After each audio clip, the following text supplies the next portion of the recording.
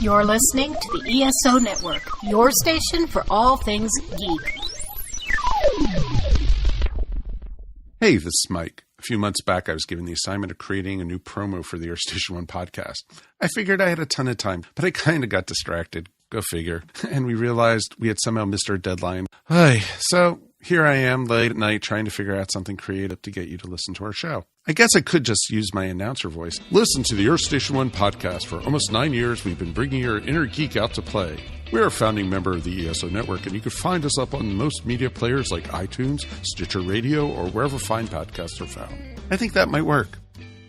Welcome to the Monster Sci-Fi Show Podcast. I am your host, the Monster. We are Venom. I got my own parasite. Parasite? Sorry, Venom. I meant symbiote. That's better. What do you do for fun around here? I want to do a podcast with you. What the hell's a podcast anyway? Well, it's a weekly show where I talk about the latest news in sci-fi, movies, and TV. You're such a nerd. Now I'm a loser on 2 planets. The Monster Sci-Fi Show Podcast is part of the ESO Network. It's sci-fi from a certain point of view.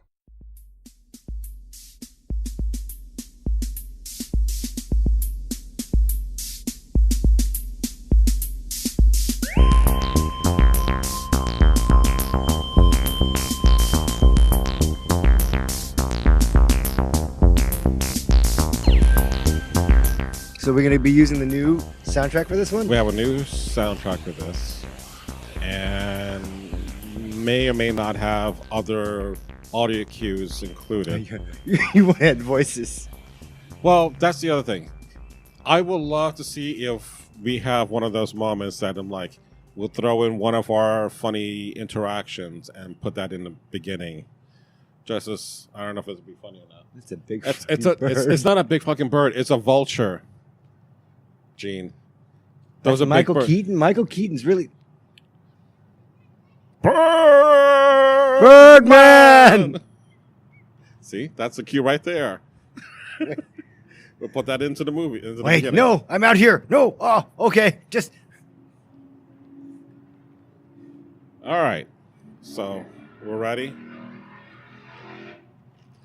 Remember, drink it all so that you can pee it right back out. Are you done wetting your whistle? You're waiting. Go ahead. All right. So it is now 3:14 p.m.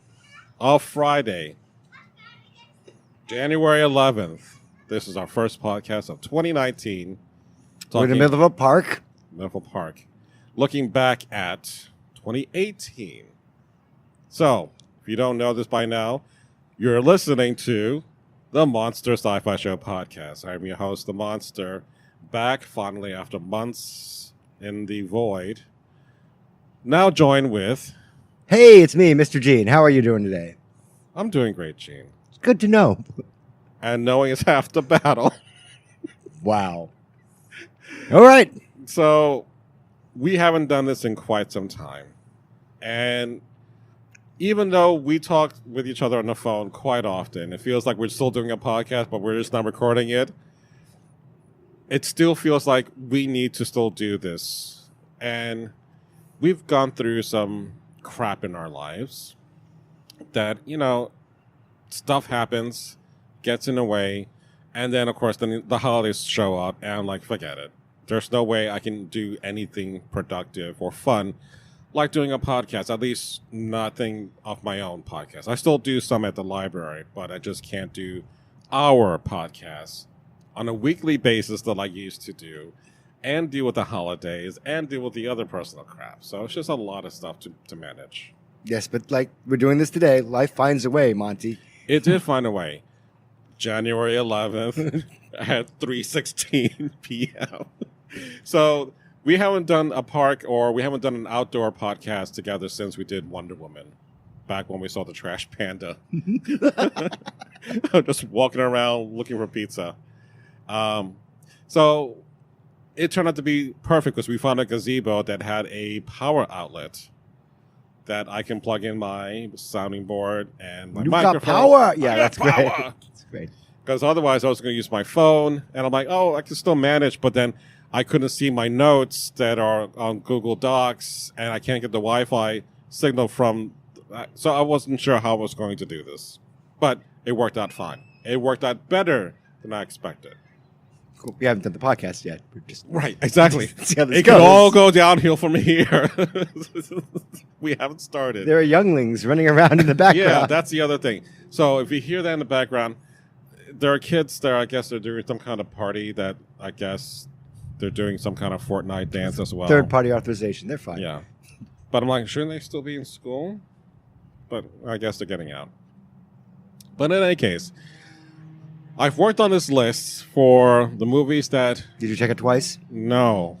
Did you find out who's nice or nice? No. I did not. Well, Santa Claus has already been here. I got clothes. It's all right. I got Thingamabob, You have 20. but I want more. All right. Bright young women. Sick of, yeah. So I'd like those we two. have a number of different topics we're going to be talking about. Movies that we did see in 2018, movies that we didn't get to see in 2018, and of the movies that we did get to see, we'll talk about our favorites and those that we did not like. We're also going to be talking about not podcasting. We're going to be talking about soundtracks that, for me, it was a big deal for me to listen to because that's how I kind of get into movies much better through soundtracks. So I want to give you some recommendations on that. Thank you, Hoopla. And if you have a library card, for gosh sakes, get the Hoopla app. It helps Yeah. you so much. It really is an awesome thing to have.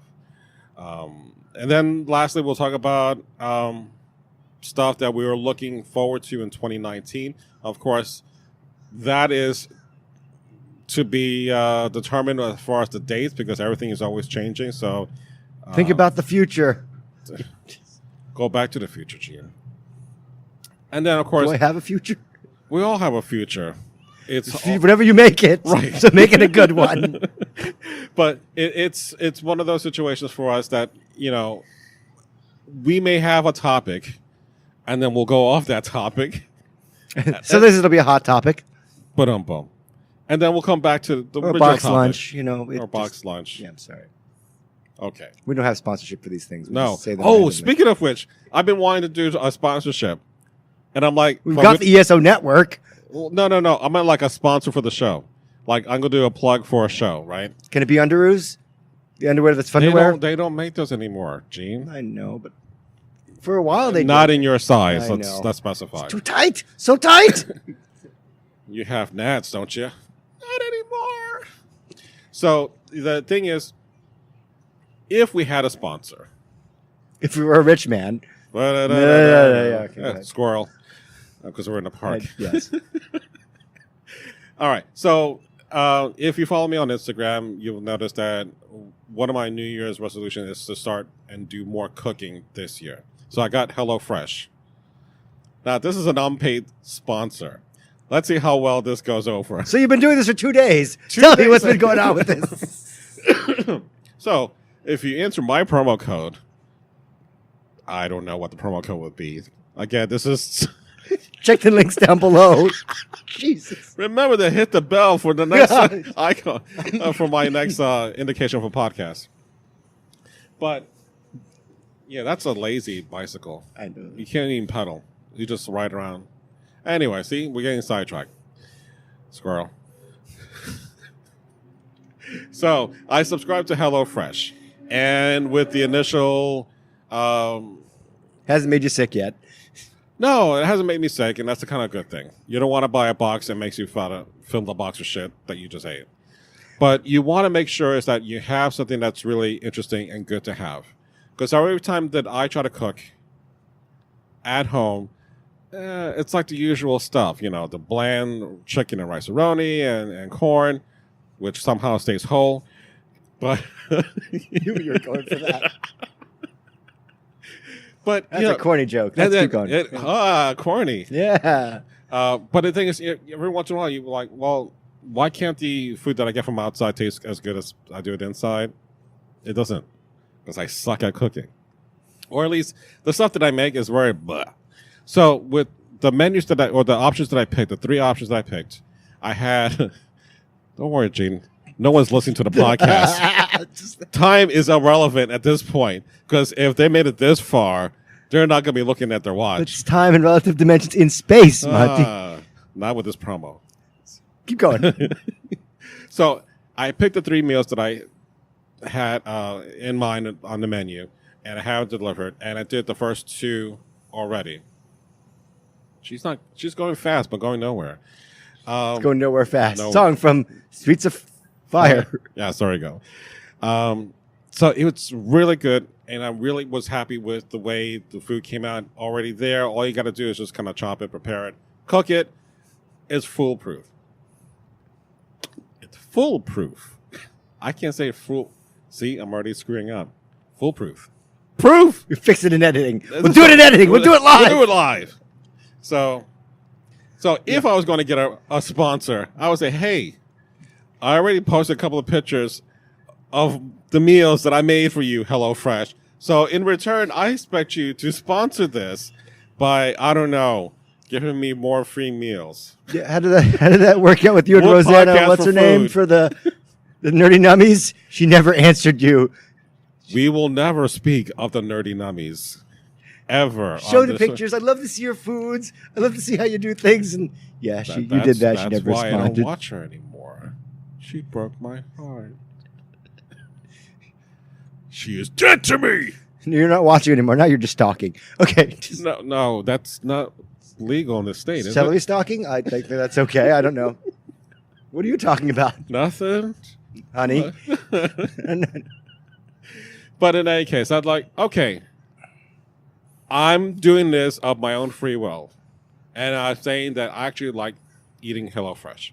Now, I'm going to try other box meals, preparing services like Blue Apron or Healthy Chef or whatever. And we'll keep going with this. Right. We'll see how far we get with free meals. But you realize that if you try different companies and they see that you try different companies and you've advertised them all, they may not, But then they'll get my unbiased truth, saying I like Blue Apron over. You've already put competition in. You in see the how media. you see how it's all working out? It's all part of the plan. So 2019 sponsorship. All right, so let's get on to the goddamn subject at hand, which Thank is you. the crap that we saw in 2018. Or rather, let's talk about the movies that we didn't get to see. Because there's a lot. There's so many things out there. I mean, we're a pop culture kind of nerdy podcast, and so we try to keep that topic. But there's so many things out there, so many diverse things, and I really regret not being able to go and see everything. I really wanted to. I just ran out of time. And it's unfortunate because there are things that we kind of stick to. Like if Discovery was on right now, we would make sure we will watch Discovery at least once a week. I would watch it. Yeah, you'd watch it out of spite and anger. I would wait and until hatred you in your tell heart. me I stop watching so that I can watch it after you're done watching it. But there's shows that we would stick with religiously throughout the week, throughout the month, because it's on. I don't watch Doctor Who anymore. And right, I don't have time. I'm sorry. And there's other things that I'm like, okay, we have to make time for because it's a must. And those movies didn't really disappoint us. But, I mean, there's very few that I can say that this was a waste of my time.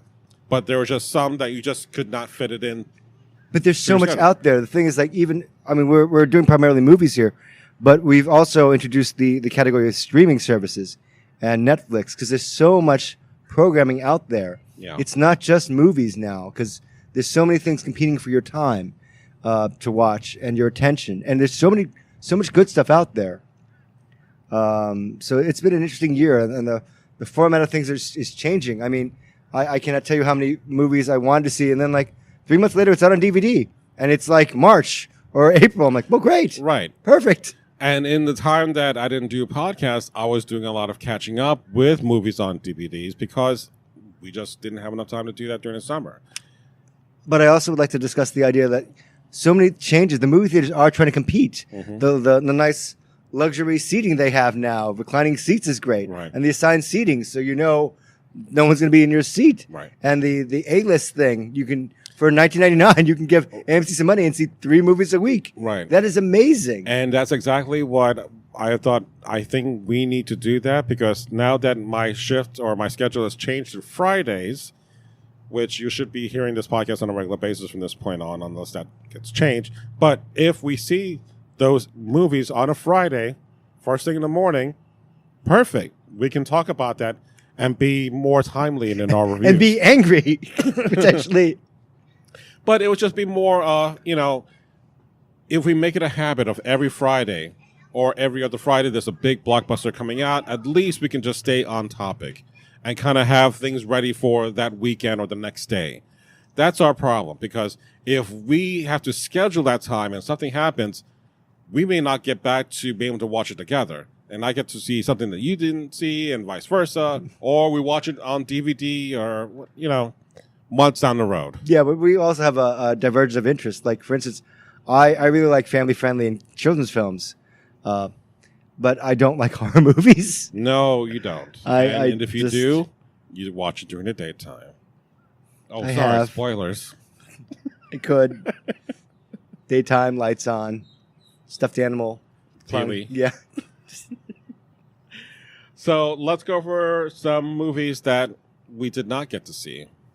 Okay, and then we're going to do, I guess, the movies we didn't get to see and then the movies we really wish we'd seen. I'd like to do that. Do it that way. Peter Rabbit. It's on Netflix. It's on Netflix now. I saw it. But James Corden. Oh, my God. So much James Corden. Even on Netflix, I still couldn't have the time to watch it.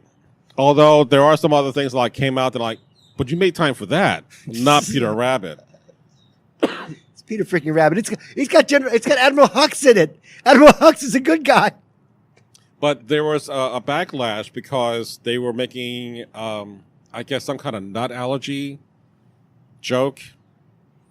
I saw. I don't remember that term. Okay, and they're making light of a peanut allergy or something like that, and they were trying to get, I guess, people out of their garden or neighborhood by throwing peanuts at them, and then okay. So that's, if it was much younger for us, we would think it was funny, but it's a much serious situation. And then the social media got a hold of it. Right. What about you? Things I didn't get to see. Yeah. Well, I regret not being able to see A Star Is Born in the theaters. I don't know if I still can. You should be able to, because the Oscars are going to be the next couple of months. So if anything, maybe if they get nominated, they're going to have to re-release it or put it back in the theaters. Okay, so things I've completely missed. Then I did not see Crazy Rich Asians in the theater. And what are you, Gene? I'm Taiwanese. I'm Asian. But you're not rich. I'm not. You're crazy. I'd be cray-cray. But you're not rich. I'd be cray-cray, middle-class Asian. Just middle-aged crazy Asian. Raisin. Raisins? Craisin. No, Raisin. I don't know. Dunk me in water. Crazy Asian. Craisin. Yeah, just cray-cray. No, just craisins. Yeah, middle-class Craisin. Yeah, that's great. Perfect. There you go. That's perfect. Dunk me in water. Rehydrate me, please. So, that's your big one? Or, you have others? No, I've got a few others. I didn't get to see 8th Grade. I can still catch Mary Poppins Returns. Perhaps I will. Yeah. I don't think Bohemian Rhapsody's still in theaters, yeah? Again, it'll probably be up for Oscar consideration. So it'll be back out. Yeah. Malik, Remy Holland, got the Golden Globes for Best Actor. So, yeah, it's going to definitely have more legs. I want to see Vice.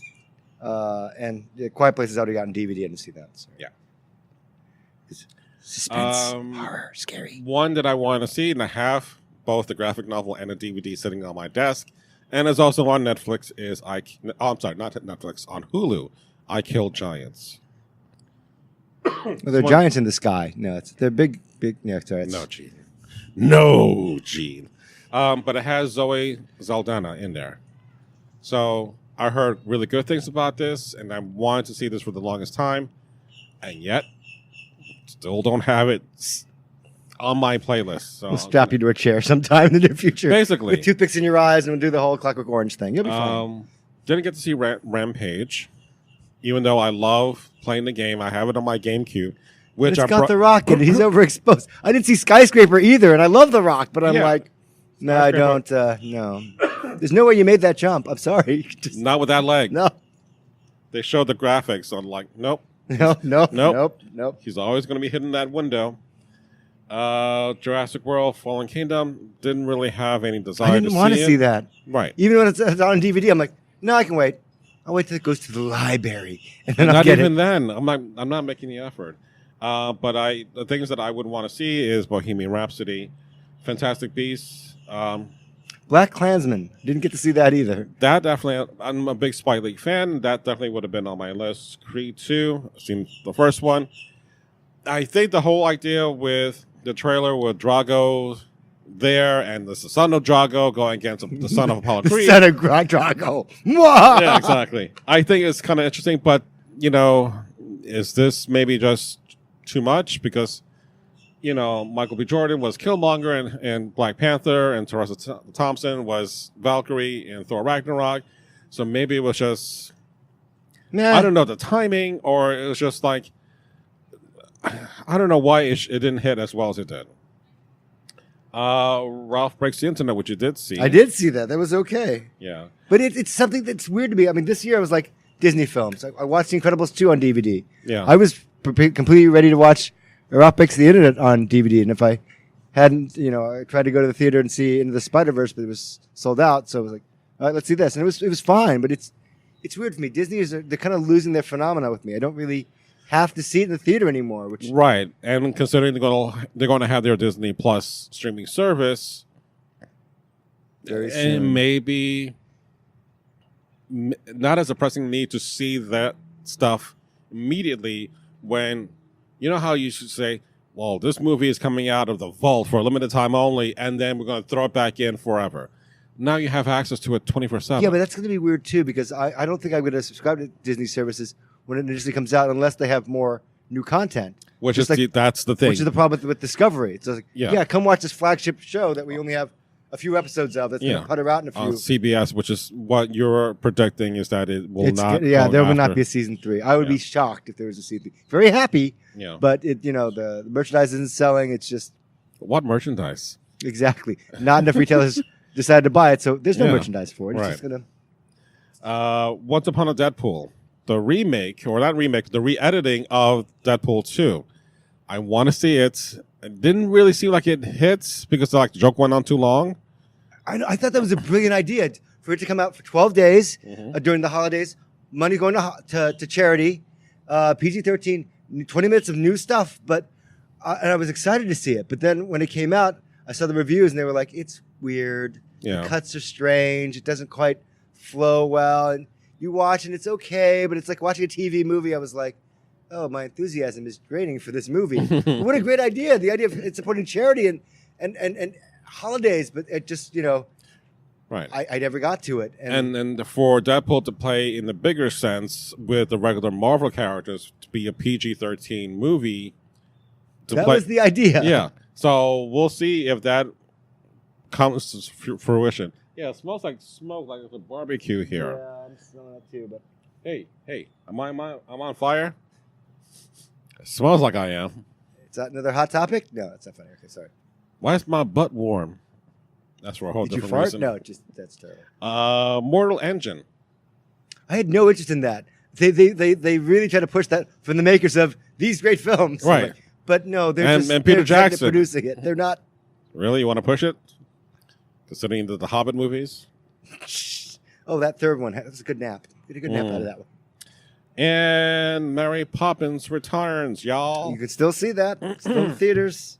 So that one, that I had some reservations just to begin with. But my thing, because I didn't see it, and it's on Hoopla, I listened to the soundtrack of Mary Poppins.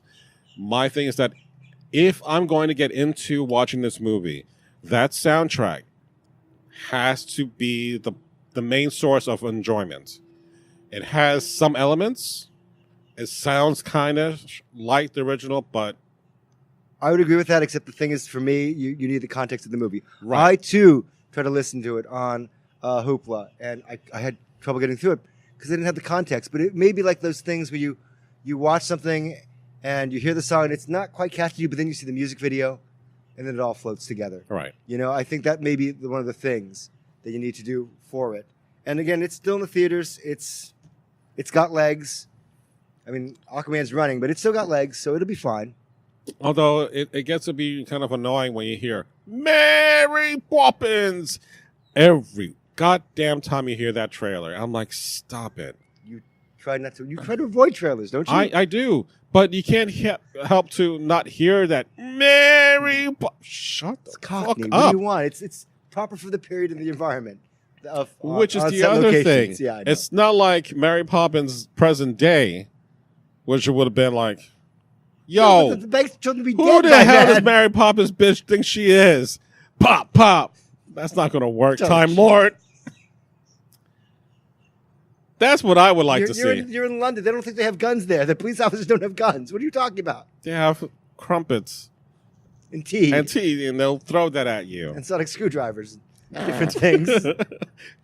And bangers and mash. Captain Jack has a gun, Gene. Yeah, but he's in Cardiff. No. Yeah, where is he now? Out in space. He's depressed because he doesn't have another series to go He's to. wearing Wonder Woman costumes at Comic-Con. Yes, he is. Oh, yeah.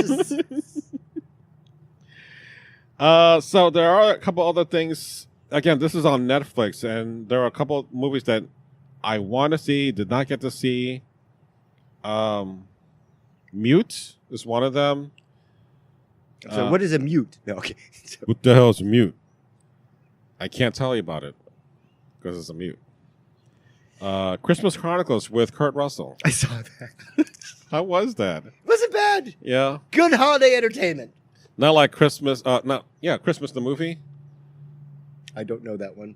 The one, no, Santa Claus the movie. Sorry. Oh, with Tim Allen?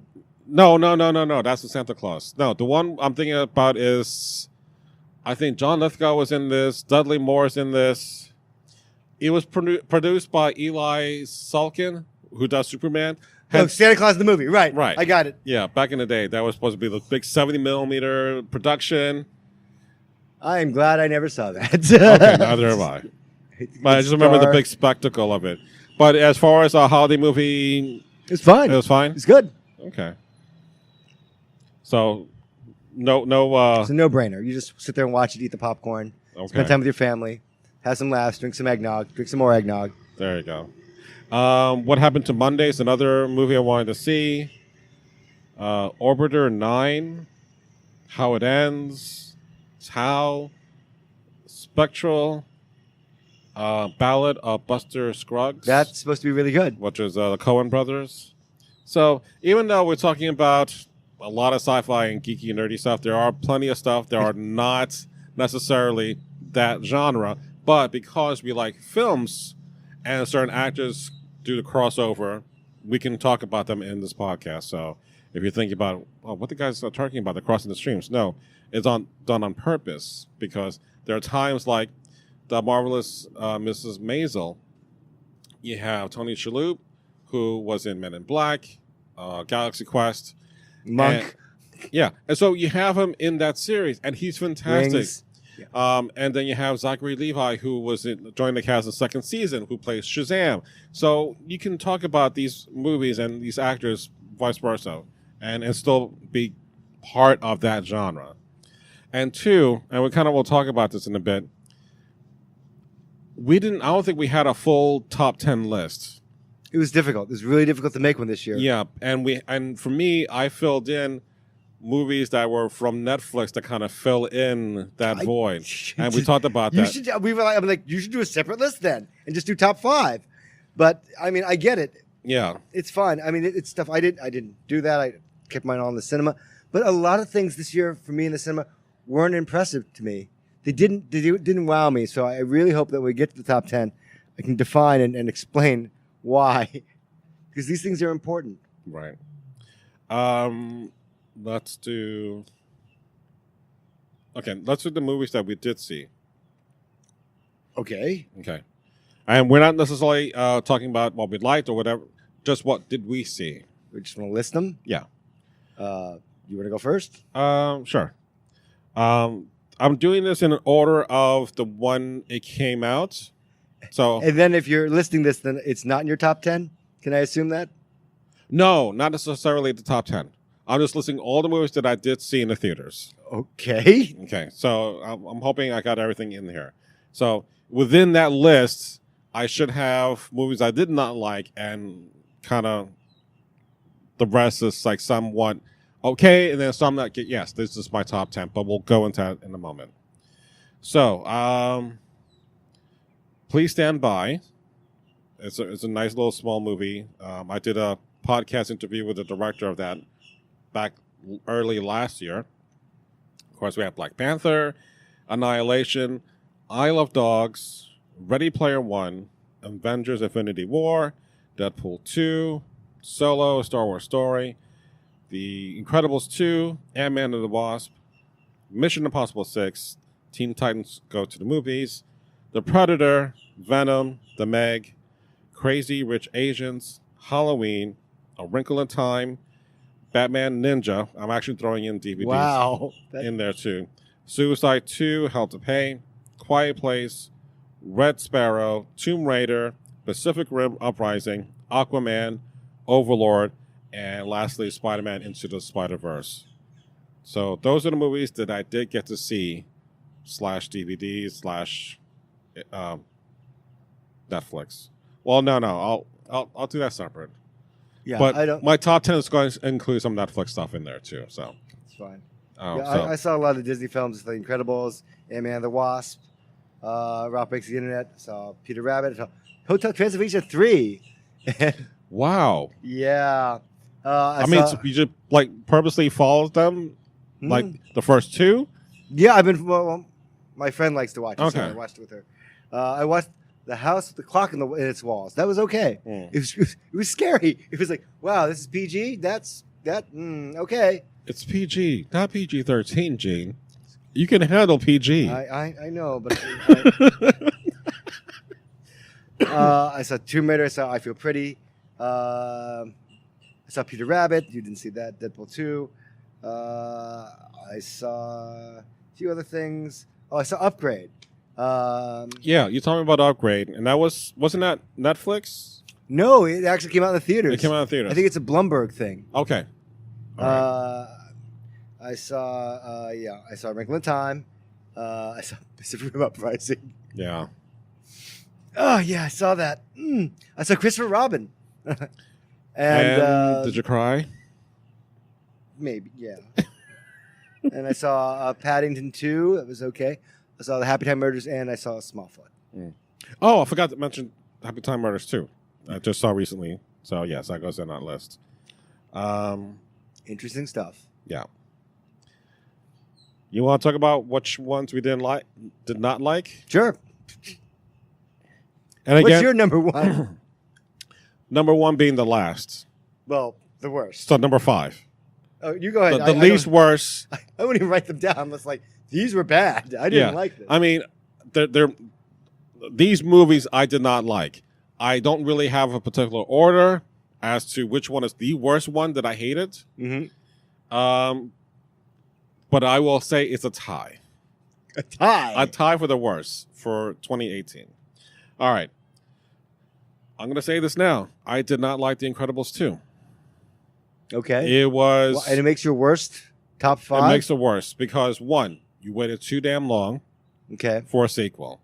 2, the story picks up right after the first one does. 11 years later. Right. Or so. But So it didn't seem like it was worth the wait to pick up a story that just can kind of like the Mole Men.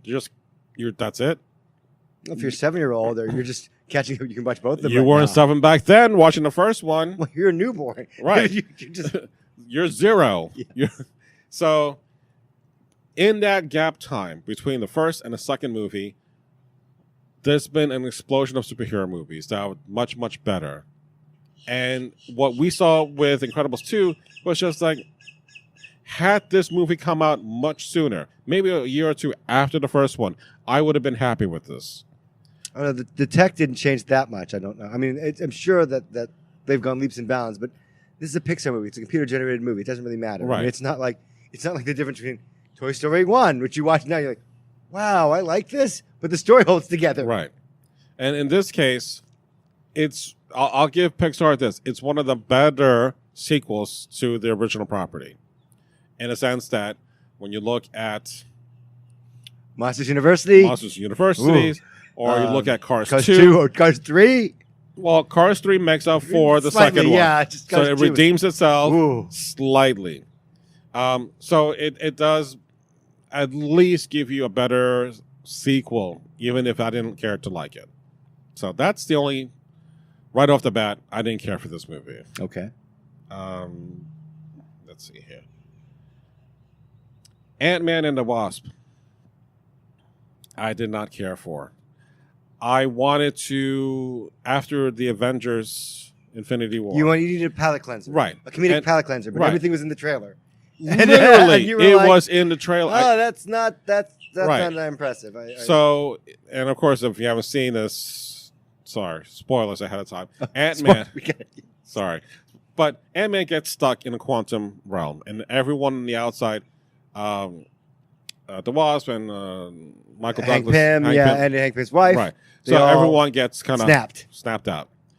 So that's their problem. That was the only reason to see that movie. Right. Otherwise, nothing would have mattered. You were like, "Where's in the time?" Oh, okay, Right. great, thank you for that. But otherwise, the movie there's no point. Right. So So it's just a fun romp on your own, whatever right, you want. and that's fine. But it left me the exact same moment when I watched at the ending of Avengers: Infinity War. Like, oh shit, I'm depressed again because now how the hell No! how the hell is Ant-Man going to get out? And then the Avengers Endgame trailer gives away that he somehow makes it out. Or did it? Are they going to keep that? Are they lying to us for That- suspense? You know what? That could be it. He's trapped there. Because we talked about earlier about the Russos putting in crap in a trailer that does not show up in the movie. But it's brilliant. It's a good thing to do. It's it's that sleight of hand thing. Yeah, because why would Captain America or Steve Rogers say, Is "Where'd you this- see is this footage?" Yeah, is this old? Yeah, Is this- no, coming from our door. You've been staring at the screen for like a while, Steve. You Yeah. okay? So it just maybe that's the fake footage.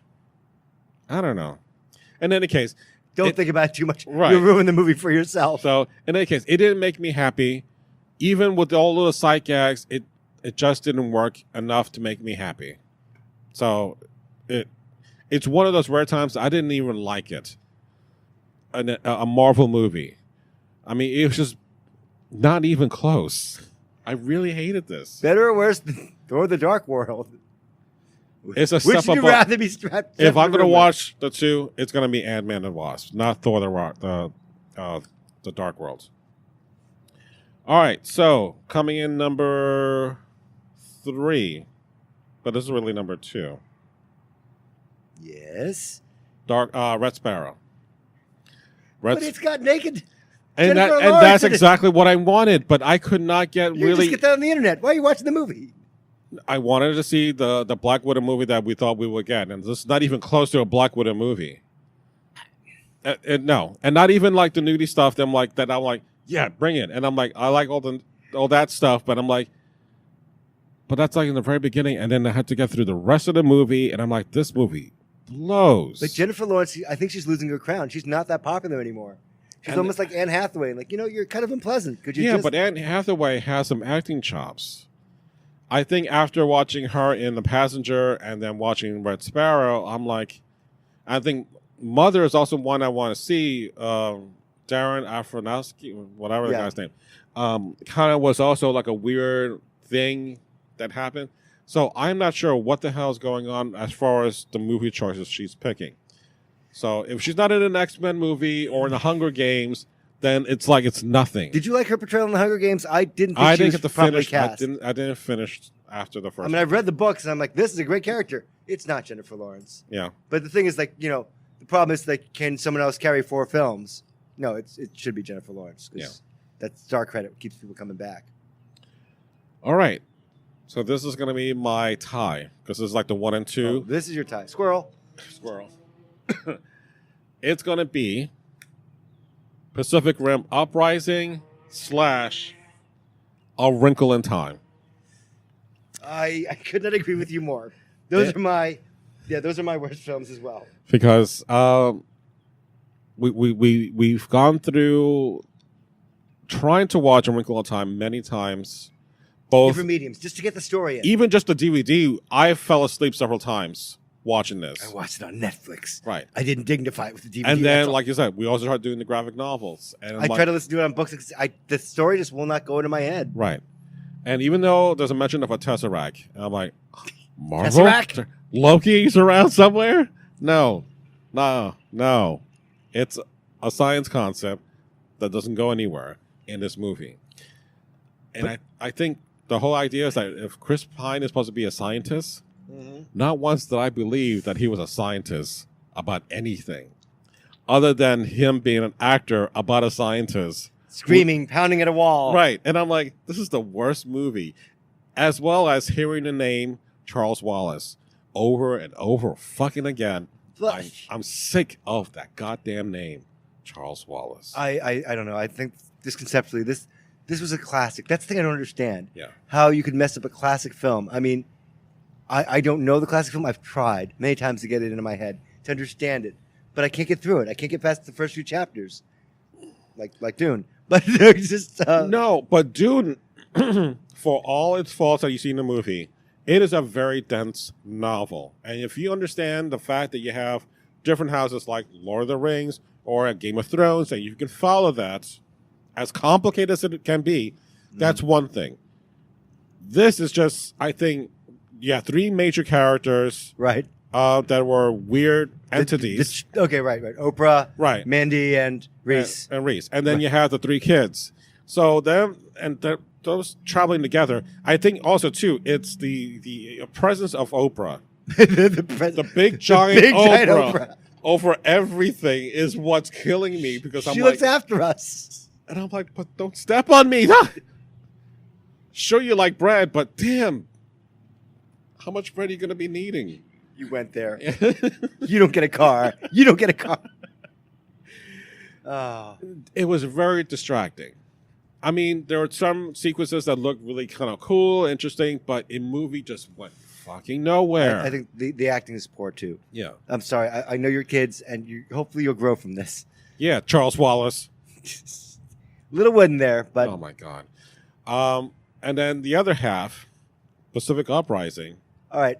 I think Pacific Uprising, I mean, for me, the problem I have with it was the plot.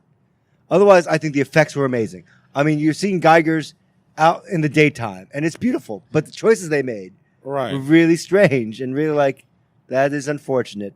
Well, that plus the fact, as you said, the story is problematic. And considering what we saw from the first movie and how beautiful it looks and how the characters were interesting and the fighting sequences are... Everything about the first movie is so... But that was directed by Peter Jackson. I know. No. Guillermo. Oh, sorry. Damn. Oh. My bad. Can we edit that? Strike one. Oh, Jesus. So Guillermo did an amazing job. Yes. And there was a big delay about whether we're going to do this. One. Right. And there was going to be a sequel with him on it, but then there was a problem with financing and the company not going out of bankruptcy and all this. It's like, it was a wonder if we ever going to get this at all. And can John Boyega carry a movie anymore? That's the other thing. That storyline. I don't think he was... I don't think you can bank on him solely on what he did for Force Awakens and The Last Jedi. Which he's reduced to comedy relief. Yeah. Which is strange. I don't think that was the wisest choice, but it kind of like you need someone big. Right. And you need to have someone hot. now. He's kind of hot. Right. So it made perfect sense. And he's the son of... Right. Idris Elba. Yeah. Okay. Sure. Okay. We're going to go with that storyline. But after a while, even when you get through that, I forgot the guy's name, but the... Charlie Day character? Charlie Day character. The way this all came about and it's him... insane. It's just poorly written. It's fan fiction. It's crap. Yeah, it is crap. And I've never been bored with the fighting sequences towards the end. I'm like, sure, they're all fighting in the daytime, which it's fantastic. It's good. But I was bored out of my... I agree. I was bored. Beyond belief. That's going to happen sometimes, I know. In doctors' offices when you're waiting to... But you know what? I might as well pop in Atlantic Rim and see that crappy version of Pacific Rim that Oh wow! yeah. That's that horrible spin-off that tries to catch you. Yeah. With a similar name, but Right. yeah. Okay. So I might as well watch that because it There's just an Atlantic Rim, really? Atlantic Rim. I'm like, there's no rim in the Atlantic. That's not how it works. Well, yeah. You want to talk about the oceanography of like Aquaman because that doesn't work either. But Don't you mess with the Seaman. I'm not touching your sea man. Just saying. I wouldn't touch That your doesn't Seaman work. with a 10-foot pole. It doesn't work, and it really doesn't work. No. But All right, so those are the movies that I hated. yeah, I agree. I really wasn't a great fan of Venom either, but it did okay, and I don't have a problem with it. I was okay with it. Predator was okay. But it's not the worst. The Predator. I'm sorry, The Predator. You're right. Yes. I didn't go to thief school for nothing. Whatever. Anything else that made your list that you did not like? No, I was okay with pretty much everything else, I think. Okay. So let's talk about what we did like that made our top 10. Okay. Do you have a certain number or? I have honorable mentions. All right, so let's do your honorable mentions. My honorable mention, I like Cobra Kai, even though I haven't finished it yet. On YouTube. On YouTube. And that's another thing. I was impressed and blown away. I got to see the first 2 episodes for free, but then you had to pay for it. Mhm. I didn't do that, but it was an amazing writing experiment, and it really held on Yeah. to the whole Karate Kid idea. It- Really it- good stuff. It has all the feels of an 80s movie, even back to the montage of, I forgot the guy's name. He's going through the motion. He's driving, and he's feeling the punches back all those years ago with the music blaring in the background, and it's fantastic. So this is what it's like to be Jake Lloyd? No, I'm sorry. That was That's me. I'm sorry. That's not his fault. I know. God damn Sorry. you. Sorry. I also liked Westworld a lot. Really impressed with that. But you watched, you're already caught up. No, I haven't seen season 2 yet. Okay. All right. But I was really impressed with it. Just the way that you have so many storylines and timelines running around Right. that are out of context. You're like, wait, what? But an amazing little mind. Right. And great nudity everywhere. This is not my father's Westworld. I will never think about Val the same way from Solo ever again. Oh, it works. It works. That bitch is scary. What else? What I got. Those are my honorable mentions. Well, I'll do my honorable mention. This one is also be from Netflix, which is Bandersnatch. Right. That's on my list, but I couldn't say it, so I just let you have it. So if you haven't seen Bandersnatch, the only way you get to watch this is that if you have a controller like an Xbox or a PlayStation, or if you watch it on your laptop, your phone, or a tablet, whatever, you can interact with a story in which takes place in the 80s about a kid who wants to design a computer game called Bandersnatch, which is kind of your choose your own adventure. It becomes very meta when he feels that the choices that he's making is not his own. It's because he becomes aware that it's you that is making those choices. It's like a nightmarish Deadpool then, is it? Ish. Does he talk to the fourth wall? Well, at one point you get to... We're spoiling this, maybe. Well, you kind of yes and no. He like, I know you're out there, he's saying, and then there's a response. What response do you want to give him? So it becomes very Hello, weird. Truman. Right, exactly. God. Right. So, and what those choices are, either you go to a certain point or it doubles back to a certain point to start over again, and there's a quick recap, and then you choose a different point. So it's very clever. I've enjoyed it, and I know people I've worked and I talked to have enjoyed this, but I think the novelty of doing something new and fresh on Netflix of this caliber I would like to see more of this. It's very innovative. Yeah. But the thing is, you only get this thrill once. Right. Because if you do it again, it's like, oh, we saw this Bandersnatch. Right. What is it? And it may not work by, let's say, throwing Marvel movies, and you get to choose your own adventure, or That'd be great. Like I said to you before, Right. there's 4 million plus episodes that don't work out. right, that would make sense. If there's so many combinations that only one works, then you have endless possibilities of always failing. That's fantastic. Let's do a live what if thing, Right. which exactly. never ends well. So it would never work in the theaters, because if you have a majority of people voting, you're going to get a bunch of dumb assholes voting for shit that you don't want, and you're going to get outvoted. So it's kind of like, our election. I don't want to see that. If I'm going to screw things up, let me do that in my own home. So, but we'll see what goes with there. All right. So, why don't you go ahead and pick your favorite movies for 2018? Oh, so my top 10. Yes. All right. My top 10 choice for 2018 is Upgrade, which you didn't see. Right. It's not bad. It's a kind of a little bit Twilight Zone-y, but very, it was good. Man gets into an accident, but it's a setup, and he gets a component that helps him walk again, and it's self-aware, and it goes through the whole thing, and there's a twist at the end. But really well done on a low-budget thing. Acting was great. I was very happy with it. Cool. But it's not on Netflix, is it? No, Not it's yet. not. Okay. Not- All right. The one thing that I would say that I was surprised is the amount of horror movies that made it on this list. It's been a dark year for you, has it? But it's one of those, these are very well done horror movies. Not to the point that it's a torture porn movie. It's No. not Saw or anything like that. Is that the It's- human centipede? No. No human centipede. Nothing on that caliber, but smartly done movies. For my number 10 is going to be A Quiet Place. Sorry, could you say it again? A little quieter. What? I can't hear you. What? Shh. Quiet. What the fuck are you doing? They'll hear us. What the fucker? God damn it. Stop it. Just. All right. See, now they caught us, Gene. So, Quiet Place. Smartly done. Wow, you saved a lot of money on sound editing.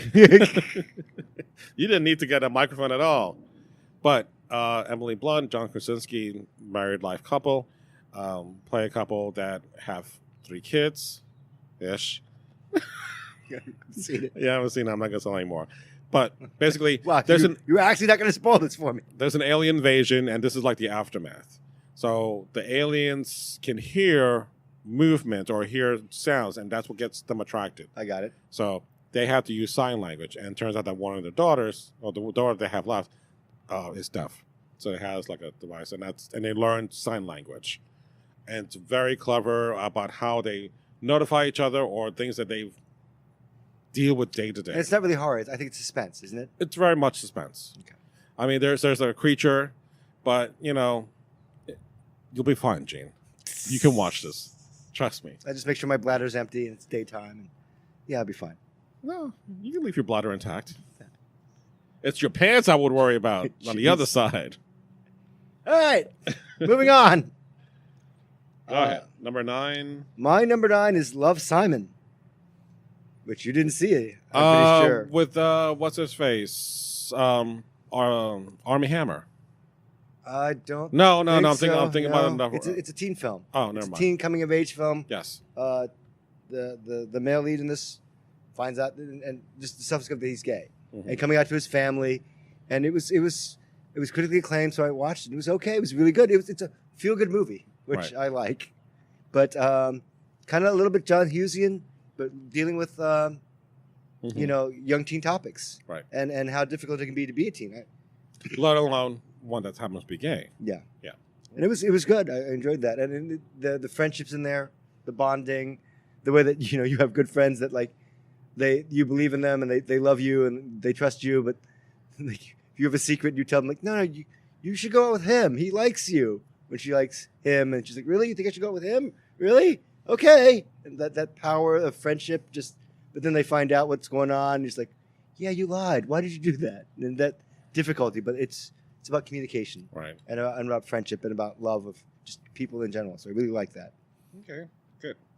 Are you gonna watch Love, Simon? You it's not up your alley. Up your alley. I get it. Took you a moment. That was a sex thing. All right. Number 8. No, number 9. No, we did 9. No. You did your number 9. I haven't done my number 9 yet. Number 9. Number 9 is Halloween. Halloween. This is Halloween. This is Halloween. Halloween. But it's 2018 Halloween, not the endless remake of Halloween 2, season 3, season of the witch. Not H2O. Not H2O. Not the Rob Zombie version. None of that counts. This is the one and only sequel to the original 1978, I believe. Yeah, it would make sense because that's about the time difference. So how did they get over that? Because Jamie Lee Curtis did come back for previous sequels. It's completely ignored. They just we're not going to acknowledge that at all. This is, and she said on the listening to the Empire podcast, this is the only sequel that matters. That second one, Never happened. Laurie's sister connected to Michael Myers. No, that does not matter. The car I got from that doesn't matter. The No. fact that I had to take Activia after that Yeah. doesn't matter. Activia. That's how Terrible she got stuff. strong, as eating the Activia. Sponsored by the Monster Scifi. Do they still make Activia? Yeah, I believe in it because I believe in me. Oh, sorry, that's Crystal Light. Another sponsor we're not No, going but to Crystal's get. heavy now, I think. I don't know. Boom, boom.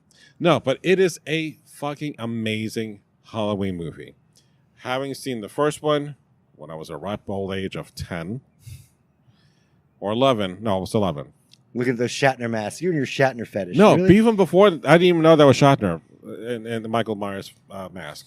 But the thing is, Jamie Lee Curtis plays a really great, Protagonist?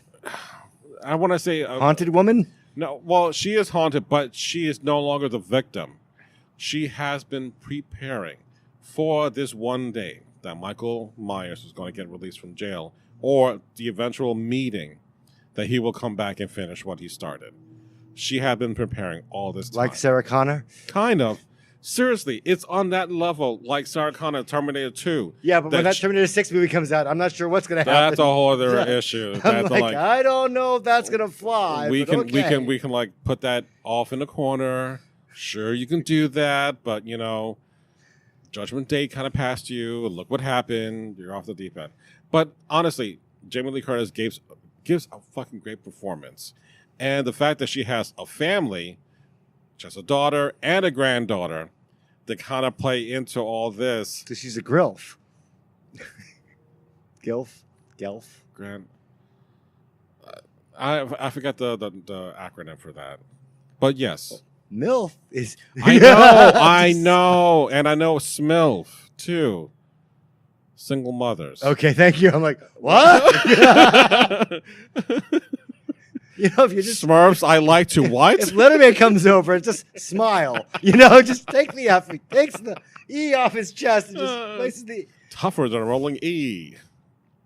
Faster than a rolling O. Oh. We're stronger than silent T. Able to lead capital letters in a Able single to bound. to leap with capital T.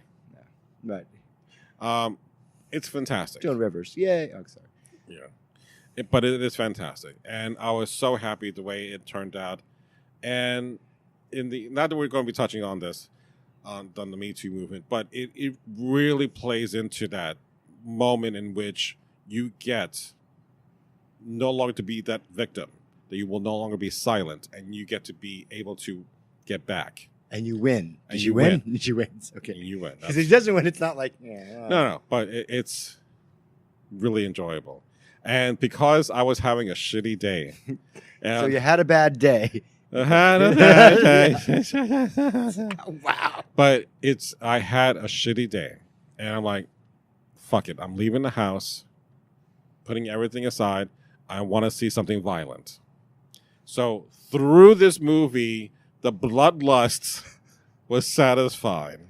Not that, there was a lot of bloodlust to begin with, but it was just more like visually I want to see people being killed, but it'd be like, you idiot, you got killed. It's not your fault. Could have just played a video game. Any video game. I know, but I couldn't be home. I understand. So I listened to the Empire podcast because I wasn't sure about the Halloween movie, but after listening to Jamie Lee Curtis's story and her passion about this is the only sequel that matters, it's on that screen and it works really well. So I was really happy. So that's my number 9. My number 8 is a summer blockbuster popcorn movie. Popcorn the movie. Popcorn the movie. A corny movie. That was. Yeah, No. I can't make that joke. Okay. It's Mission Impossible Fallout. Okay. I know you like Mission Impossible a lot. I don't.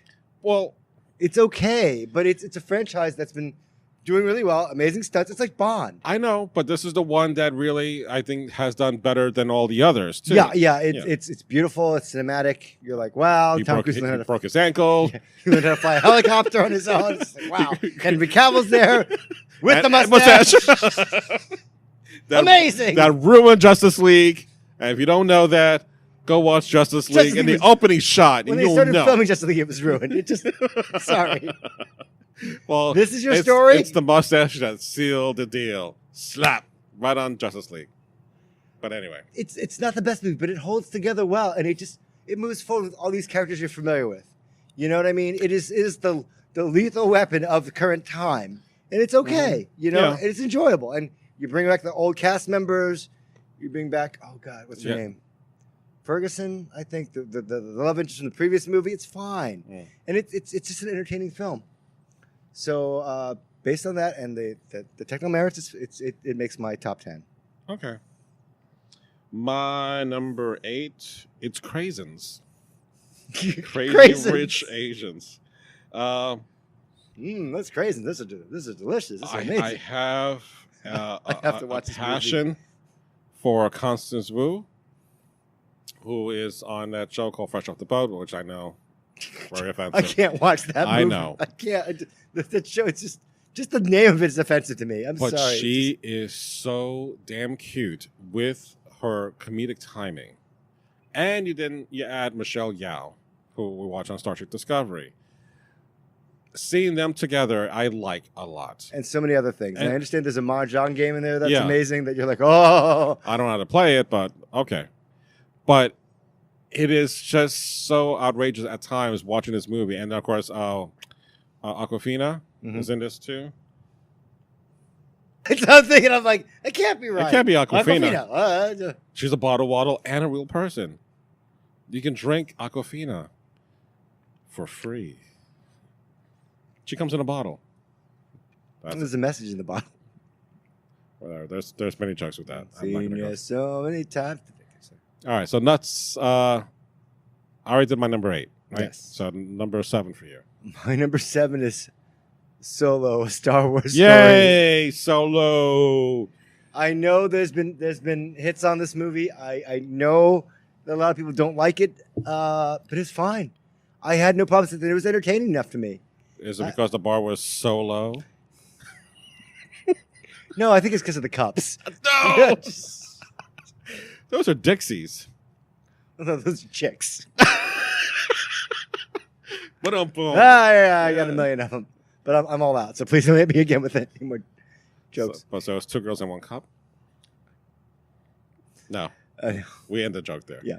All right, so Solo. Solo. It was. I had no problems with it. It was fine. It's a nice, I think, standalone film, and it was entertaining enough for me. I did like the origin story, even though it's kind of convenient that it fills most of the gaps. And Yeah, Lando's a metrosexual. That's fine. It was all right. It works. I enjoyed it. it works. With with this robot chick. I wonder who's the bottom there. Oh, you're heavy.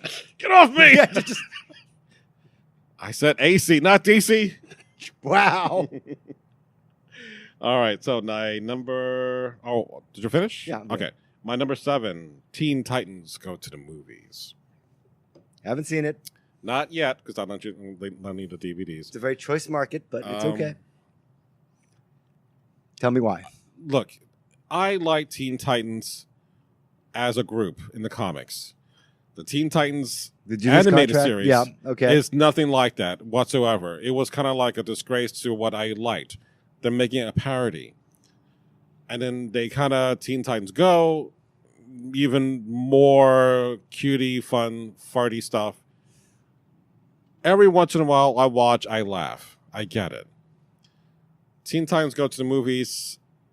The tagline was, if Aquaman can get a movie, so can we. That's what got me interested.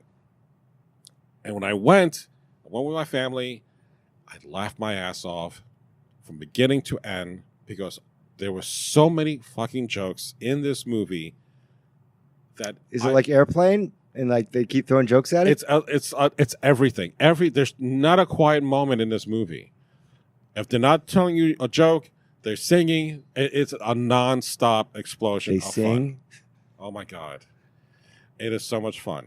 Okay. So when you get to see this, hopefully later tonight, you will call me and wake me up and say, you were right. Wake me up. Wake up. I'm going to go. go. Before you go. I'm going to planning on go. Yeah, okay. Before you're going solo. I'm going to watch that again for a while, but hey.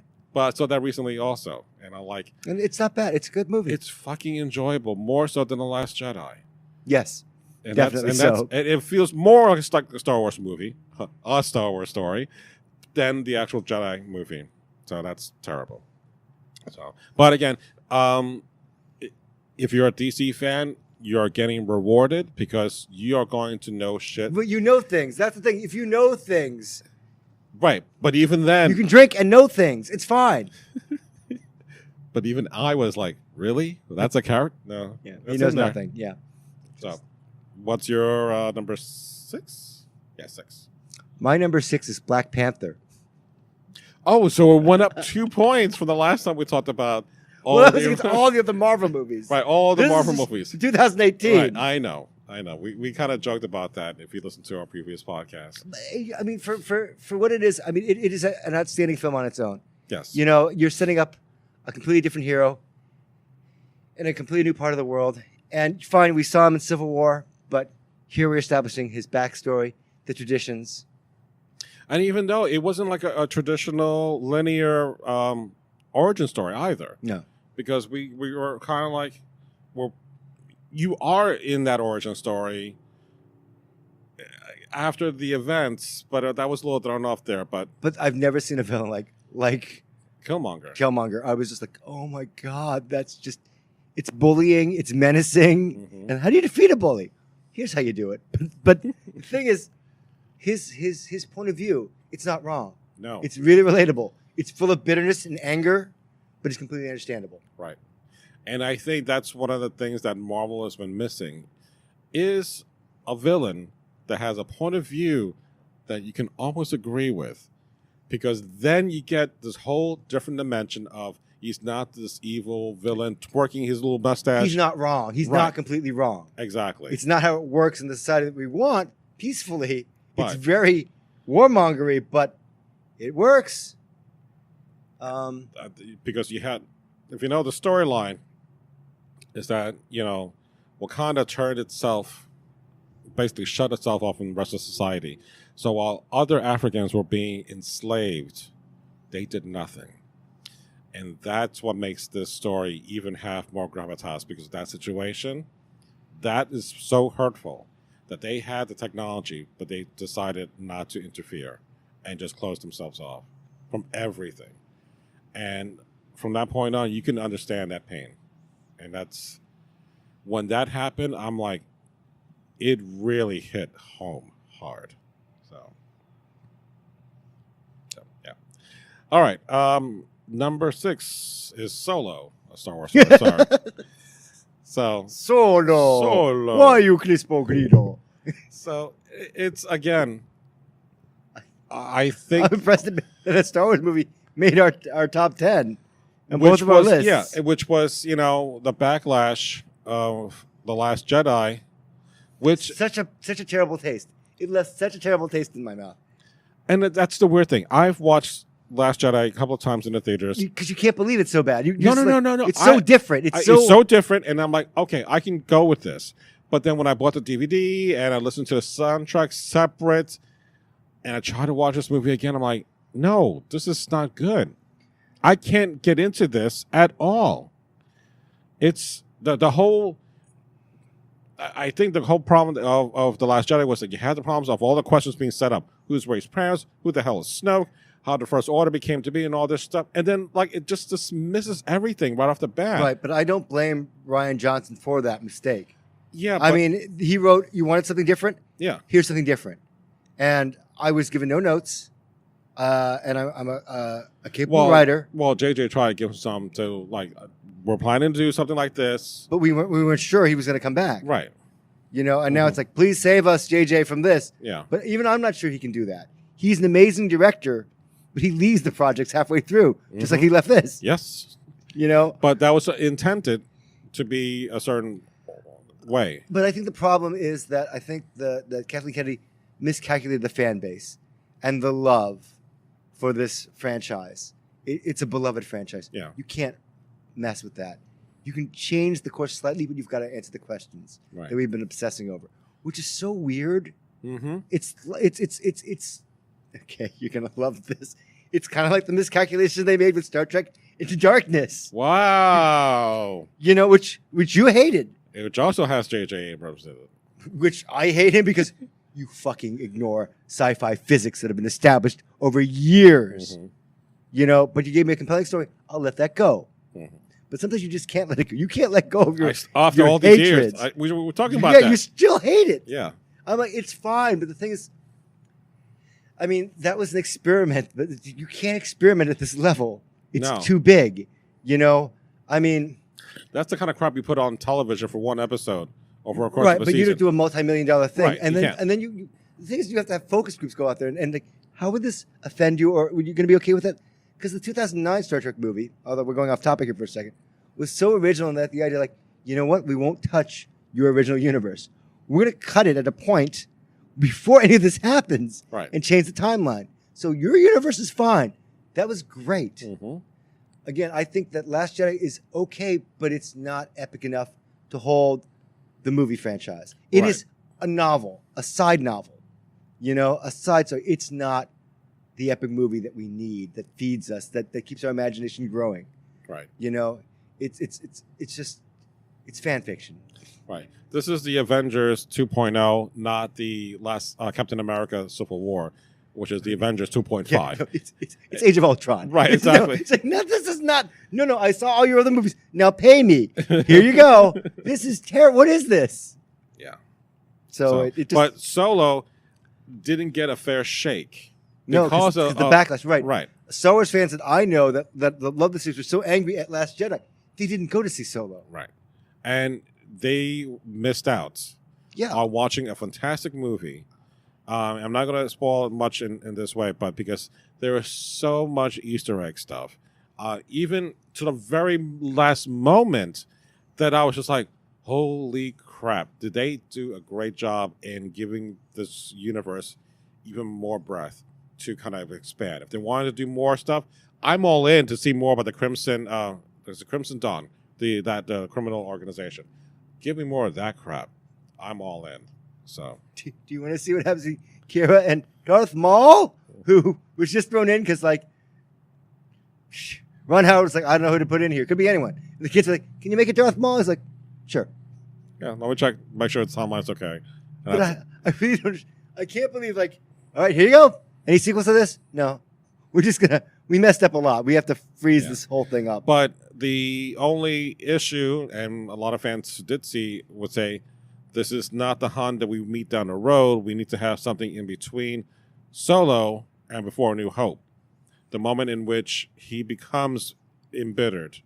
Something happens. Well, he kills Willie Harrelson's character. No. He shoots first. No, there's something else. There's something else. So that makes him give up. Kind of. That kills the spirit. That kills, like, literally shuts the door on the. We know that Han is not a great guy. As far as. He's a scoundrel. He's a scoundrel, but lovable. He's a nerf herder. Right. Yeah. Hey. Oh, we can use the N-word. Yeah, okay. That's our word. Oh. I heard nerfs. But there's something that something has to have happened in order for him to kind of like, that's it. that was my one moment of hope and love, and it's gone. Now I'm going to get through this life. It's always going to be about me. I am the center of the universe. What do you mean you haven't heard about the Kessel Run? I was the one who did it in less than 20 parsecs, which he harps on. Yeah, he harps on that, and like now it makes sense because he cheated, but it fixes that moment, and I'm just like, it does wonderful things in this movie. That if you're a Star Wars fan and you haven't seen this, please do yourself a favor and watch Solo. I can't recommend it more. So, all right, so now we're getting our top 5. Top 5. Number 5. My number 5 is Golden Rings. No, okay. Ding, ding, ding. Ding, ding. 5. My number 5 is Bumblebee. Yum, yum, Bumblebee, Bumblebee. Yeah, the tuna. tuna. Yeah, sure. I love Bumblebee tuna. Yeah. Good for you. It's not a perfect movie, but the best gosh darn live action Transformer movie Watch I've your ever language seen. with the gosh darn stuff. Well, it had a PG-13 rating. I can say this. And I get 1 fuck. So Here, I'll give you 2 fucks for you and your gallant crew. Fuck. No, Bumblebee was good. Hailey Steinfeld is great. It's a great prequel. You can see what's happening. It does Generation 1. It opens on Cybertron, and you can see everyone, just like in the cartoon movie. For a moment, it was like, oh my God, that little small child in me that was 12 years old was so happy. And you said, what is this movie? You said something that was right on the point. Out of the hands of Michael Bay. Yeah. It's done by the guy who I forget his name. He's the guy that did Lycra. He's the guy that did Kobu and the Two Strings, Coraline, I think, and all these other failed things. Okay, right. And he's get this live action thing to do, and it's great. It works. Again, story's not perfect, but the effects. But he put in someone who loves the project, who loves the actual IP. This is what you can do, not the Michael Bay crap. I'm like, I'll put whatever on the screen. People will love it. I remember the first time we watched Transformers, the first one. Yes. And we came out of it, and it was okay. It was action-packed. It's fun. But I was like, Monty, what did Megatron transform into exactly? And I still really don't know. It was a weird gun. Cannon thing, but we weren't. But, yeah. I don't know. But this movie. Because Starscream was the one that would hold the gun. That's in the 20th anniversary movie. Right. With you got the touch, you got the power. Yeah. Yeah. But I we don't see know. things from Lookout Mountain. That was. You got the touch. I But, yeah, got the power. Bumblebee it's a good film. It's a solid entertainment film, and it's enjoyable. It's cute. Yeah. Unfortunately, I'm going to have to wait for a DVD on that. But It's still out. I know. All right. So, anything else? Do you think of a possible sequel, or this is like You could do a possible sequel, but the thing is that it ends at the very just like when Bumblebee meets Optimus Prime, which is kind of how it happens in the first film. okay? And you're like, oh, okay, so not really. And there's a separation, like, okay, you have to go. I get it. Goodbye, Old Yeller. Goodbye. Kind of. Well, not, he doesn't So die. in this but- case, Bumblebee kills the girl. no, it's Takes Squishy's rabbit. not quite. But there's a goodbye. It doesn't have to continue. But it is. I think the best live action Transformer movie I've seen. Okay. What you got? I'm sorry. It's just that I put my numbers in and I can't read it. Oh, my number 5. Squinty. You're like me. You're Asian-y. Yeah. No. I'm not Asian. My number 5, and this is only Short Circuit? No, sorry. Number 5's alive, you know. Oh my gosh, I just shut up now. Sorry. Go ahead. is Please Stand By. And it's only because Just because you interviewed the guy that directed it. Yes, That's prejudice, that's bias. it is. I but- know the man. I got to sit with him for a while Well, yeah, sure, over the phone. over the phone. But again, what I loved Is about he this. listening to us? Is he here? Hi. What? Does he listen to our podcast? No one listens to the damn fucking podcast, Gene. Just us and the bees. Okay. Yeah, dog. Doc. But Please Stand By. The minute that I Dakota saw, Fanning, right? Yeah. yeah, she is. I don't want to say she's a girl that is on the spectrum, which is autism. I'm not sure how detail I want to get into because I'm not sure myself, but she has a love of Star Trek. Mhm. And in that, she dreams about writing fan fiction, and she enters into a contest to write the next Star Trek movie or story, something like that. So it's kind of in between in which they actually get to remake certain scenes that kind of look like as if it came out from a Star Trek movie, a Star Trek original series with the big Tholian web helmet and all that fun stuff. So it played to my heart in that respect because, one, I also submitted a script for Yes. Star Trek Deep Space Nine back in the day. And they So- used your title at some point, didn't they? Sort of. Sojourner? Yeah. Sojourner, yeah. It's a DS9 episode. It was a DS9 episode dealing with Hugh of the Borg coming back to DS9, taking over DS9, and waiting for this entity that is the Borg's god, which I was trying to cross. Feature? Yeah. Yeah, that's what it was. They But solved that like centuries before, afterwards. right, Before. but it came back because it It evolved. evolved beyond what it was supposed to be. So it wound up being the very thing that they fixed, wound up being the thing that they were looking for, that direction, because they found out like they were kind of lost. So that was my thing. I'm like, they're never going to film this whatsoever. but on the you off got a chance- rejection letter that you framed. And that's the only thing I care about. So that's the main I thing. tried. Yeah, I tried and failed. Never saying that I've never tried. That's the main thing. And I want to get more failures, and that's a good thing. Getting Why do you do rejection- push-ups again? Why do you do all those push-ups, Monty? So we can get up, Bruce. So that was my number 5. Oh, and you can listen to the podcast interview that I did for, nice little plug there, for Please Stand By. All right. Good. Number 4. My number 4 is one I didn't expect to put on here. I don't find this to be an amazing movie, but it's a movie that touched me. That it's my past, it's my history. My number 4 is Ready Player One. Okay. It's one of my favorite books. It is full of Easter eggs and it is full of nostalgia. And even though the movie's not perfect, there's some movement. It can't be perfect. Some movement around, some plot changes, but all the Easter eggs, all the history, all my youth things, just up on the main screen interacting together. That was amazing to me. And it's like a love letter to the past, to our youth, I think. And I really enjoyed that. So that's my number 4. Yeah, we talked about Ready Player One and how I read the book You read the book just before the podcast. right before the podcast, just because I saw the movie twice and I wanted to finish the book. So I was like halfway through the book and I pushed through in one afternoon the other half of that book. I've only got 160 pages to go, Gene. Like, okay, well, we're doing it tonight. I know, don't. I'm at Starbucks. Don't push. I got coffee. And the only thing that I would, and I enjoy this movie. It did not make my top 10. But the only thing that I would have a problem in recommending this movie is that it is just nothing but Easter eggs. It's just me literally at the movie theaters. Oh, look at that, me pointing at different things at the screen. And I love that, but then there's nothing else after that. That's the only thing that I I felt. agree. The story doesn't hold Right, together well. right. It falls apart. Right. Spielberg directs it. He does a fine job.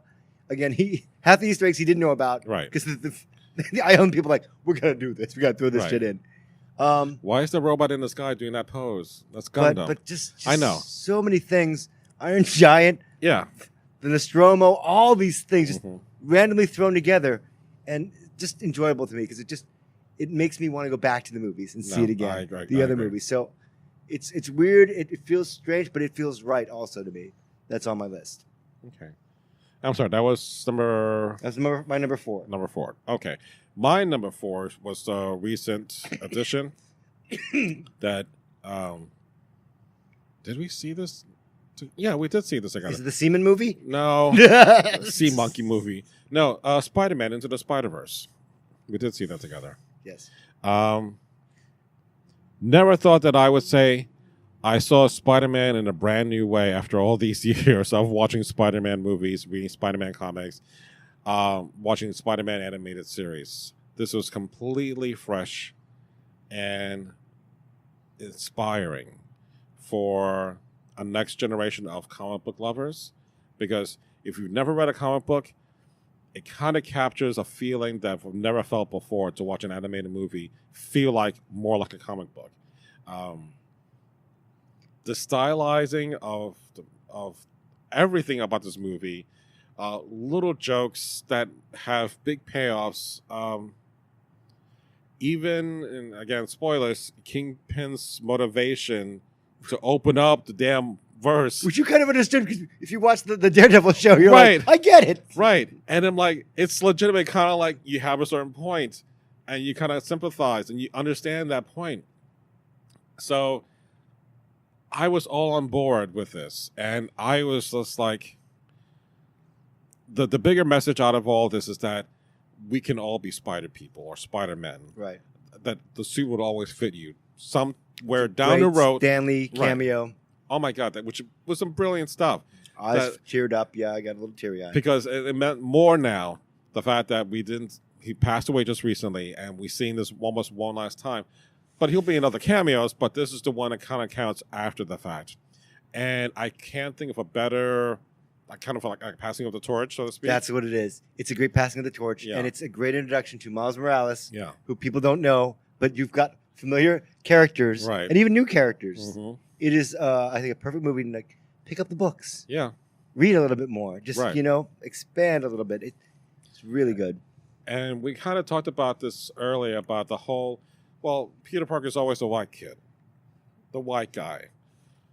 That's it. You can't have anything else. Oh, but you can. In this case, you can because, well, as we saw in the Spider-Verse, is that there's Spider-Gwen, there's a Spider-Pig, or Spider-Ham. Sorry, Spider-Ham. Spider-Noir. Spider-Noir. Anime Spider, Spider-Anime, whatever. Yeah. You have all these different versions of Spider-Man. There's and I listened to the Kevin Smith podcast, Fat Man Beyond, and he talked about how all the stuff that you liked about Spider-Man, your Spider-Man, the white guy and all that, nothing changes because that's still there. He just gains weight and wears sweatpants. No, he's lost the weight. He's gone. No, I know he has, but Spider-Man hasn't. I'm sorry. But the other side is that the representational side of Spider-Man is that you doesn't make a difference who you are, boy or girl, black or white, Asian or Caucasian. You can be Spider-Man and you can be the hero of your own story. So that's what helps kind of branch out and gives that possibility to do many different types of stories. And it's so heartfelt. I very much like the way that the Spider team never leaves Miles unless they absolutely have to. He's challenged. Like, okay, well, then use your powers now. On call, on command. Do it now. Right. Otherwise, you can't come with us. And they're all waiting outside like, come on, you can do this. And he can't. Right. And it's so heartbreaking. It's really a heartfelt story. It's really emotional. Mm-hmm. And, I really enjoyed that film. So, the only thing I've been wanting to do is listen to the soundtracks separately, like the score, and I can't find it yet. But there's one good song that I liked that's on Hoopla, but we'll talk about that. I tried to listen to it as well. It was a little difficult because even though I saw the movie, the musical stylings are a little different from what I'm used to. Right, but it works with the visuals perfectly. But by itself, it kind of it's not a little different. It's not my genre. A little too modern for us. I think, exactly. Unfortunately, I need my phonograph record on 78. So, all right. So, what's your number 3? We're now the top 3. My number 3 is Aquaman. Yay! Wow! It blew me away. It wasn't the Aquaman I wanted. It's the Aquaman you deserved. Got that. Waiting for that. As opposed to not the semen you wanted. It's the semen you deserved. Great, thanks. Got in my eyes. My mouth was open and everything. Yeah. Jeez. Okay. No, Aquaman was. James Wan did a great job. Yeah. It took a hero, an unlikely hero. Jason Momoa, he's great, but he's never had a hit. And Amber Heard, you're banking on these people, but they did an amazing job because they played to their strengths. And even though it has kind of weird Warner Brothers physics in it, you really can't get hurt. You're fine. You can breathe underwater, you're fine. It was an amazing tale, and it gets bigger. Yeah. The last third of the movie, actually, where most movies fail, it gets stronger. Right. Because the scale, you keep scaling back. You're there and you see all these sharks and you're like, oh, that's formidable, that's scary. Sharks and then you take a step back. with freaking lasers. Yeah, with lasers. And then you step back and it gets bigger and bigger. And then there's Yeah. this huge Kraken type creature. You're like, geez, the scale on this is enormous. And if you can see it in 3D, it is a special movie. It really is nice. I agree. As that is also my number 3. So we are on par with that. Making a hero that was laughable into a serious hero that is enjoyable, that it is not the Aquaman that we grew up with, or the Robot Chicken, or the Super Friends Aquaman, even though they played into the campiness at times, like Black Manta's oversized dome head. Yeah, but he's going to reverse engineer. Yeah. And like, we're going to wait for you to do that? No, I just... But it works. The campiness of the underwater kingdoms, seeing Aquaman talking to fish, riding the sea dragon. I mean, everything that we laughed at, it's corrected. So he's no longer the joke. And again, goes back to representation. He's not the blonde-haired superhero that was done back. He'll wear the costume eventually, but right. Costume even looks... It works. It works in every respect. I just wish that I did see this first time in 3D.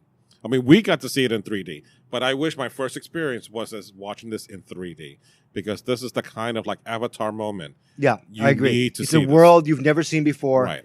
And it's breathtaking. It's colorful. It's Oh. vibrant. It's well shot. Yeah. And the story is pretty good.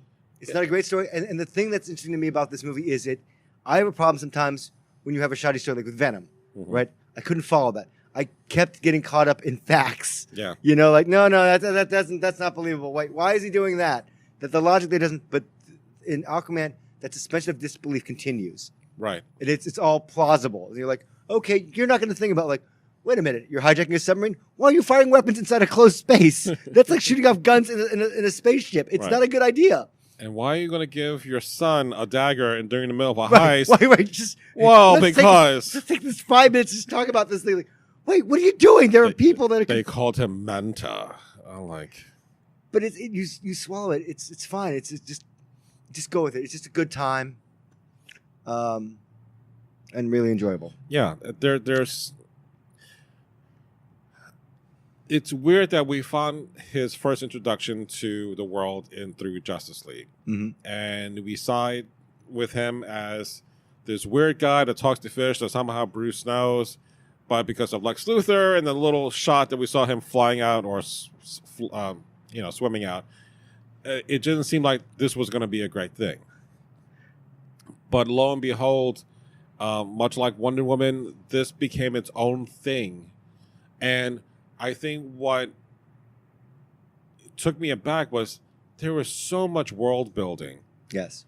Because of the fact that this world is completely dominated by water, that we know more about what's on Mars than we do on our own planet, especially underwater. I was wondering, would this work in a sense of me being that little kid, being fascinated by things that are under the water, or having relatable stories or, tales of the extraordinary underwater? Would that work? And it gave you that.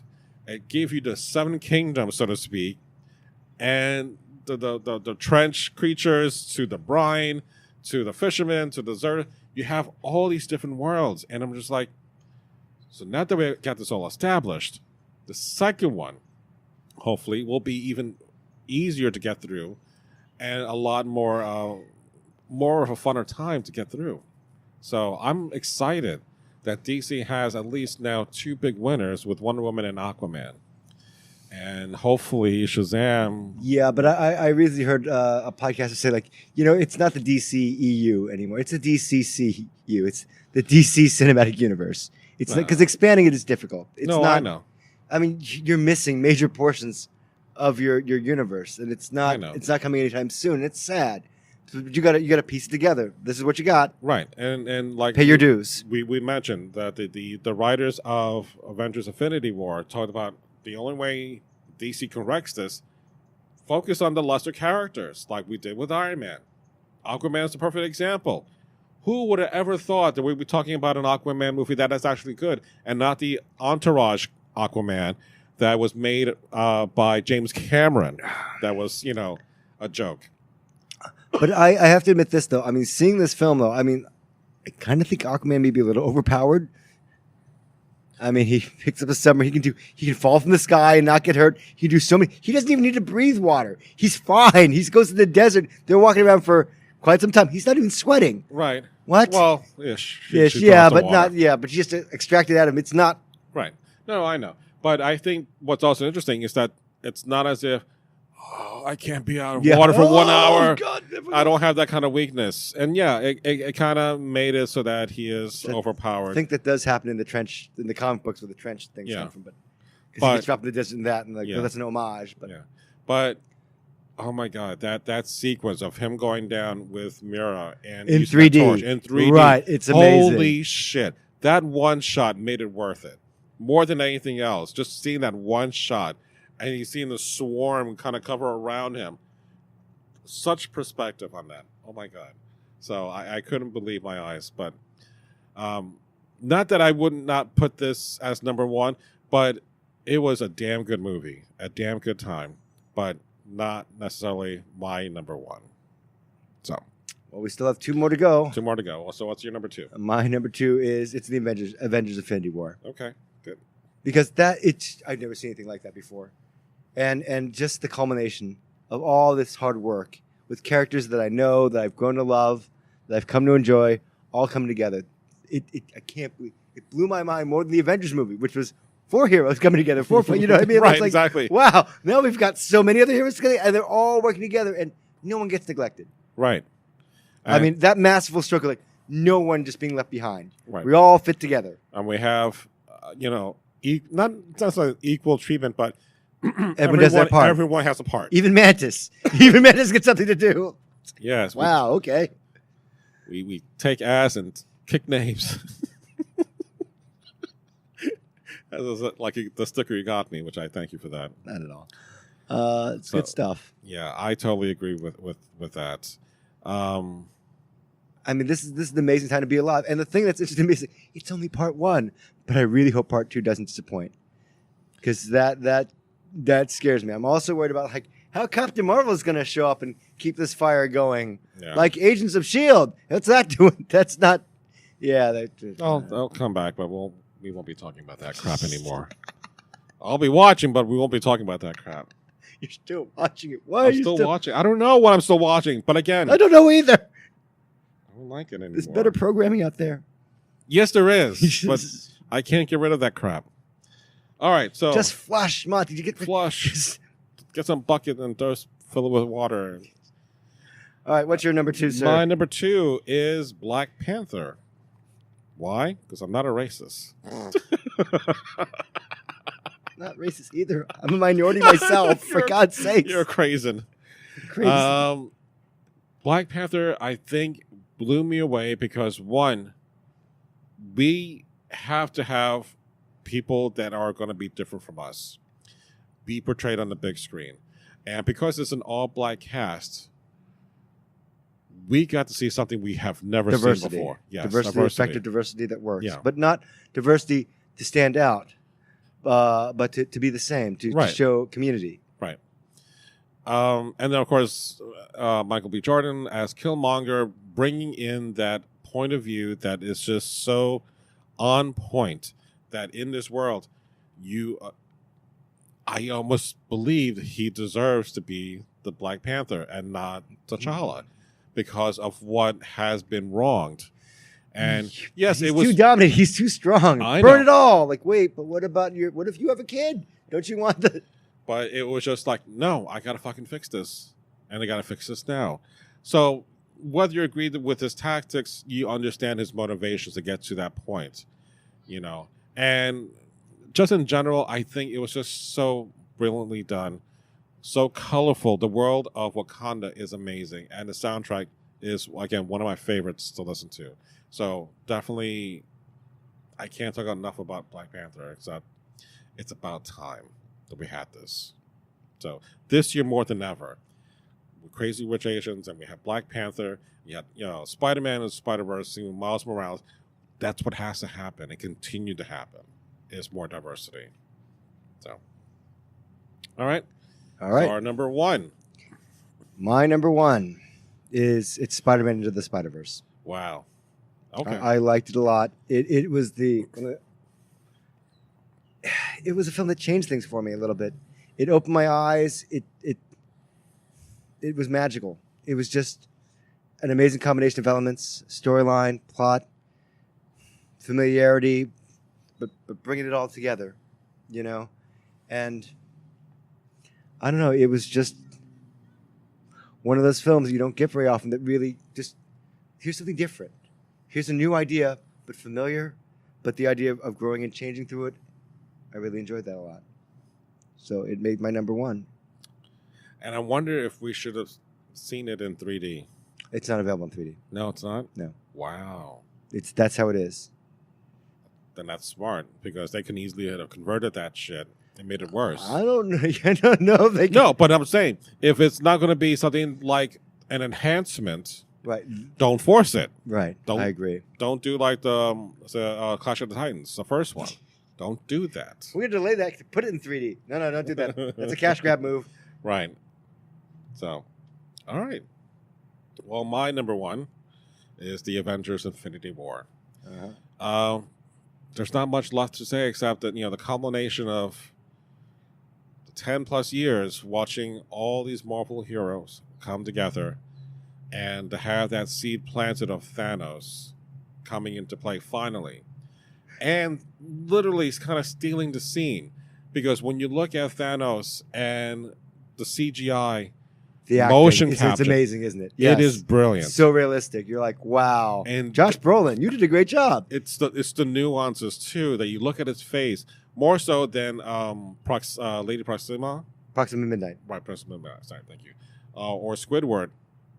You can kind of forget them because it's just regular CGI. But I'm like, But look at Thanos. Anytime you see him on a screen, holy crap! You can't take your eyes off him. Yeah. You're just like, wow, you're mesmerized. And yet you understand his flawed logic. It's like, no, Yeah. the resources, the universe is eating itself. We got to kill half the population. Right.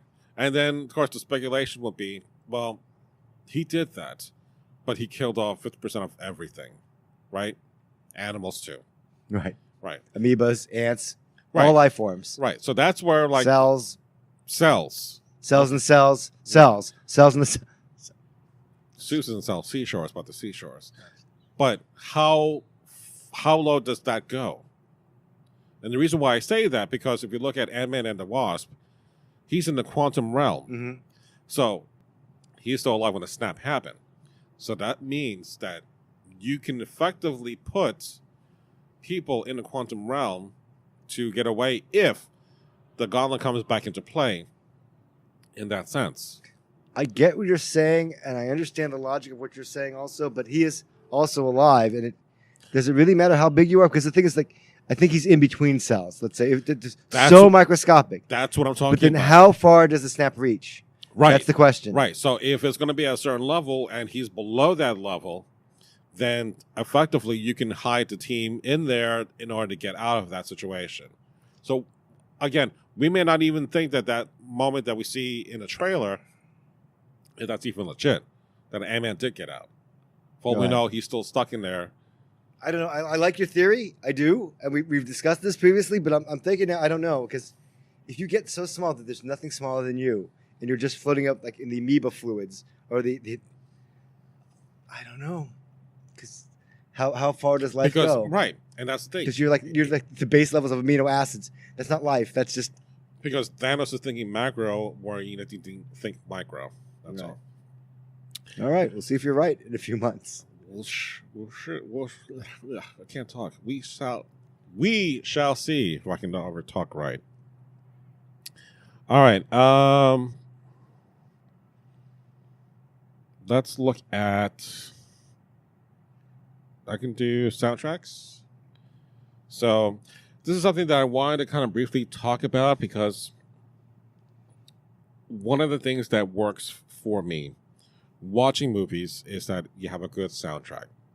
And if the soundtrack can work separate from the movie, that means it has a way of still telling you the story through audio or through musical cues. All right. So that brings you back to that moment, or brings back feelings and emotions you've had in the past. Right. So there are things in which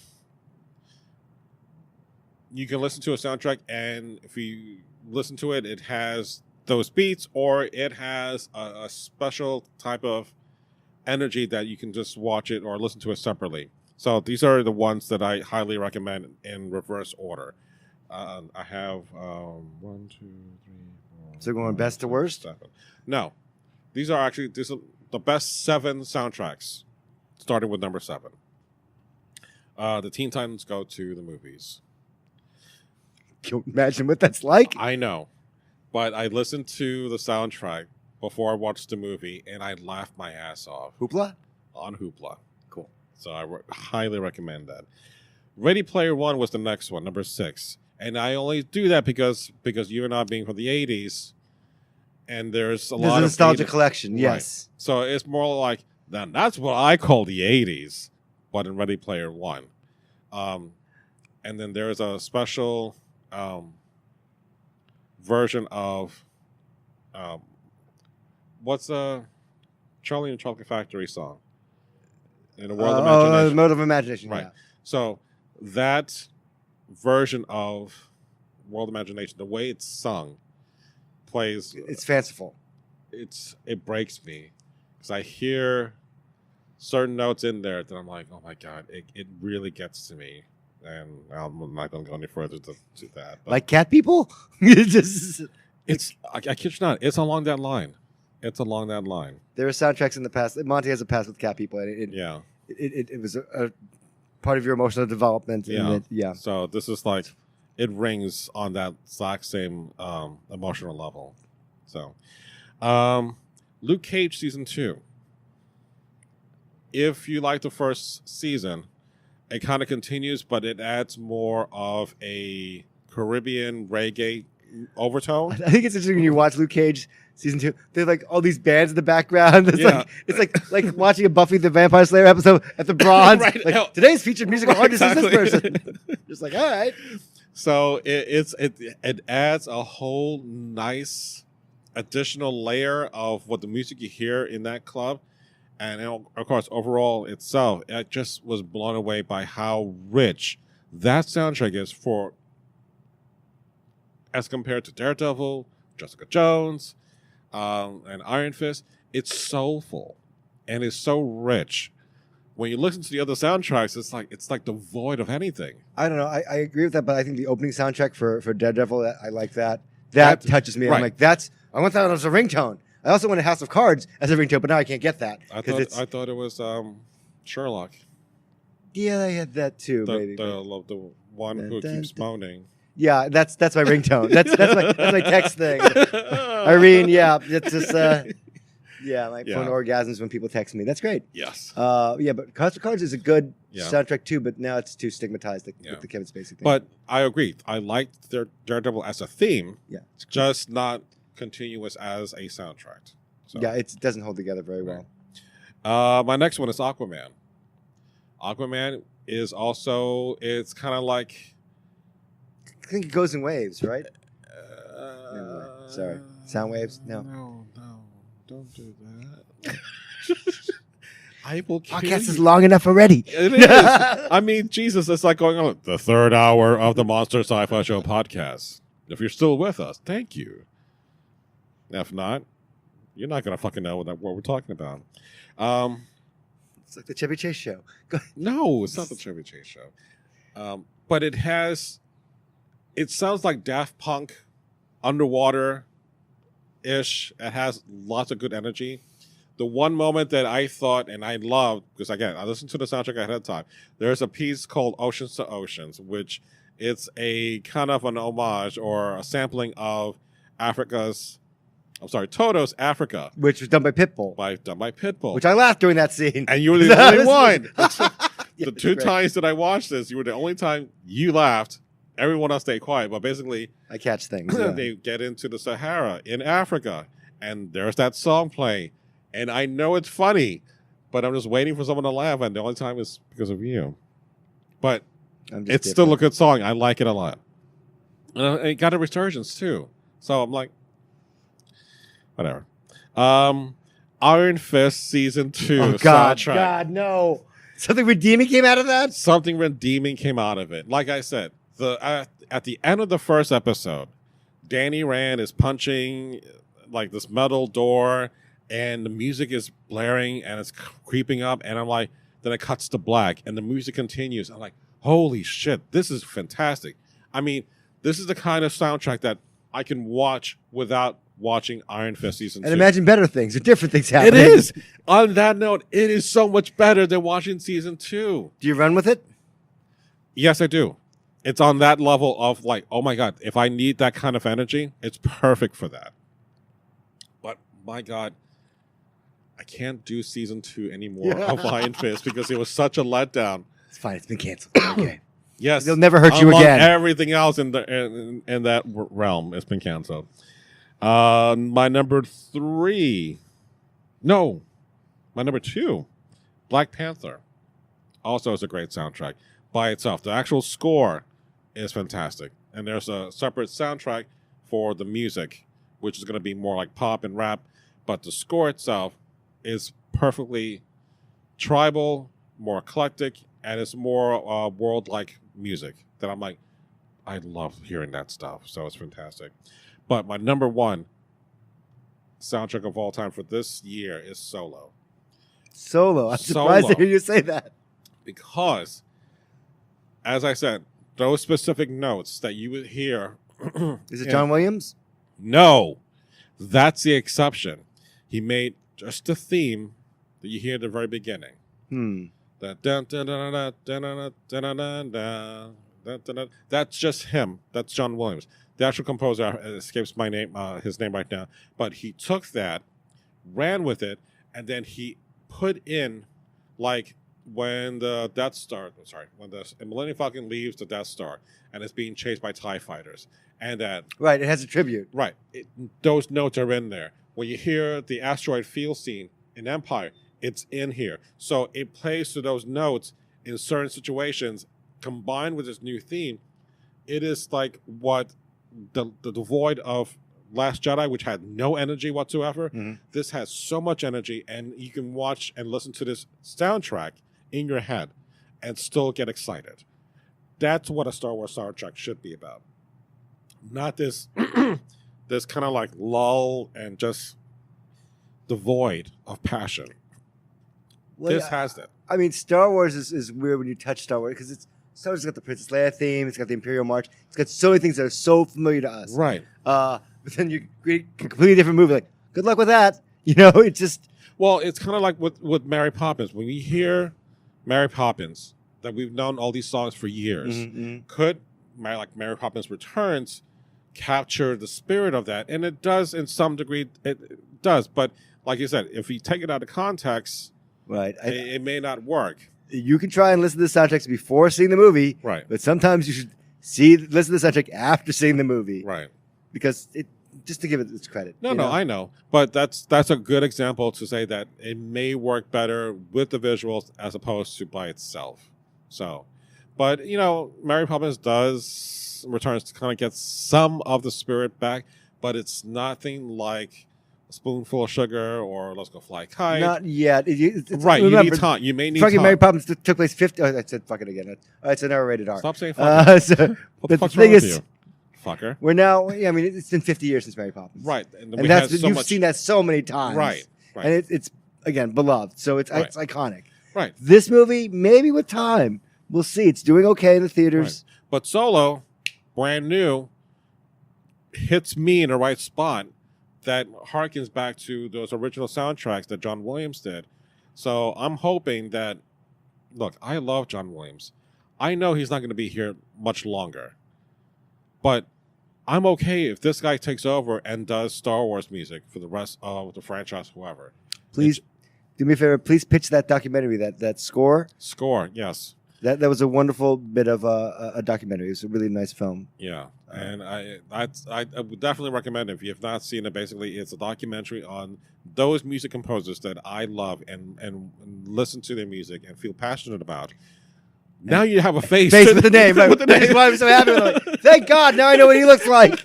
So it's not just a nameless person or faceless person, I should say, but it makes sense to see how integral it is to have that be a component to a movie that works visually and auditory together, because without it, you will not have the exact same experience.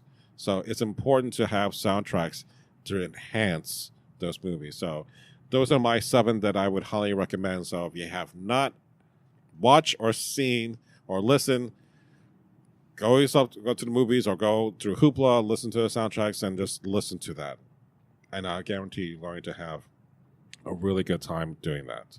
So those are my top 7, which is a weird number. But there were other movies that didn't work at all for me with soundtracks, so I'm not even bothering going to do that. So on that note, the last thing we're going to be talking about, just kind of briefly, movies that are going to be coming up in 2019, which we already are. But we're in it now. Yeah. So starting January, next Friday, the 18th, is Glass, which we're already hearing kind of mixed reviews, which I'm going to see it one way or another. I know. You have no choice. Yeah. Because You've got to finish the trilogy. Right. We'll see how it pans out. Let's move into February. We have Lego Movie 2, the second part, and hopefully Alita, the Battle Angel, is going to stay there and stop moving. It's anime. It doesn't have a good chance. I mean, it is a manga. Yeah, so it goes to the shell.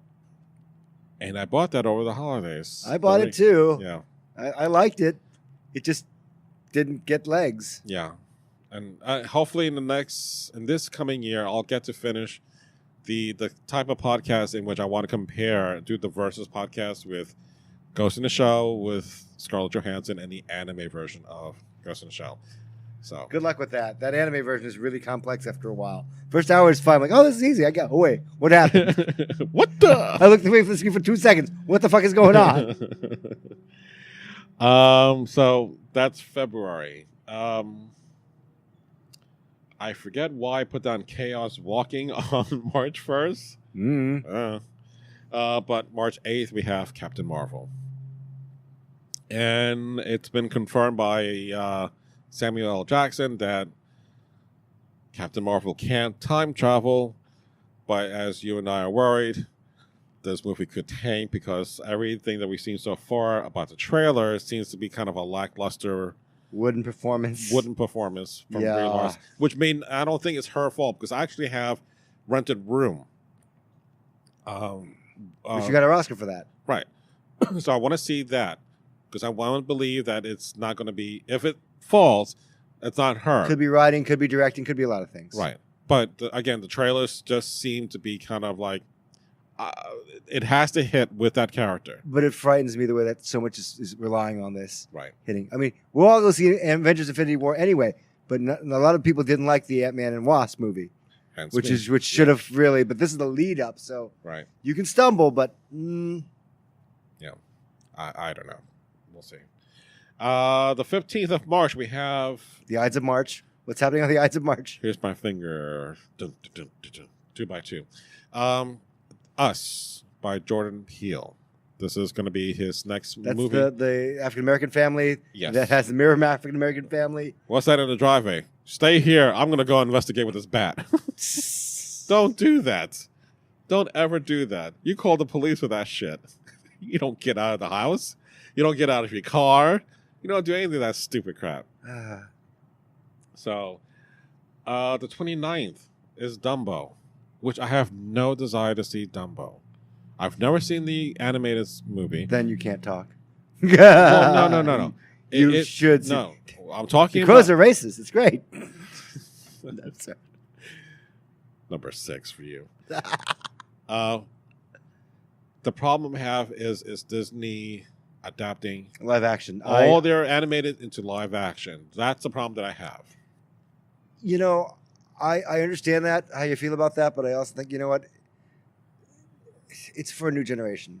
And it's not bad to reimagine. I thought Beauty and the Beast was a little too soon. Dumbo's is from like a long time ago. It's kind of okay. Aladdin is weird. Yeah. You know, this is literally just shot for shot. but the thing is, Same thing with Lion King. yeah, but at least they cast Lion King correctly this time. Look, I can make my voice sound African American too, you know. I can sound different. It doesn't have to be because I am black. I should be cast as a... Well, no, I'm not saying that, but it's, you know, it's... But you're a lion. I can be a lion. Or You I could can be a cowardly telling- lion, sure, if you want. Or I can be telling the truth. Ah. No, it's okay if it'll generally work because Disney's a juggernaut. Disney rarely fails. So, I don't know. I mean, I understand, but you don't have to watch it. I know. But it just... I didn't... It goes back to the time that I had to hate watch Beauty and the Beast, right? Beauty and the Beast. You want to see Mighty Morphin Power Rangers? I was willing to watch that crap. And have you seen it yet? It's on Amazon. No. No, I only did that because my daughter was in a concert. Okay, right. And I was like, I'll be over here in the mall with my wife and my son. We'll find something to watch. Sadly, that was the only thing that was at that time. And it made coincide. a buttload of money. That's the other thing too. Just because it makes a buttload of just because it makes a buttload of money doesn't make it a good movie. No, well, Venom beat Wonder Woman. Right, exactly. I don't know how that happened, but Right. I'm like, okay, people will watch what they watch. Right. And then Aquaman was killing it in China before it came over to overseas. Not that it's not good, but sometimes, depending on how it hits the audience, it just takes over. But in the end, how much money it makes doesn't matter. The question is, do you enjoy it? And in my case, I will not. You won't watch them. All right, what else we got? Sorry.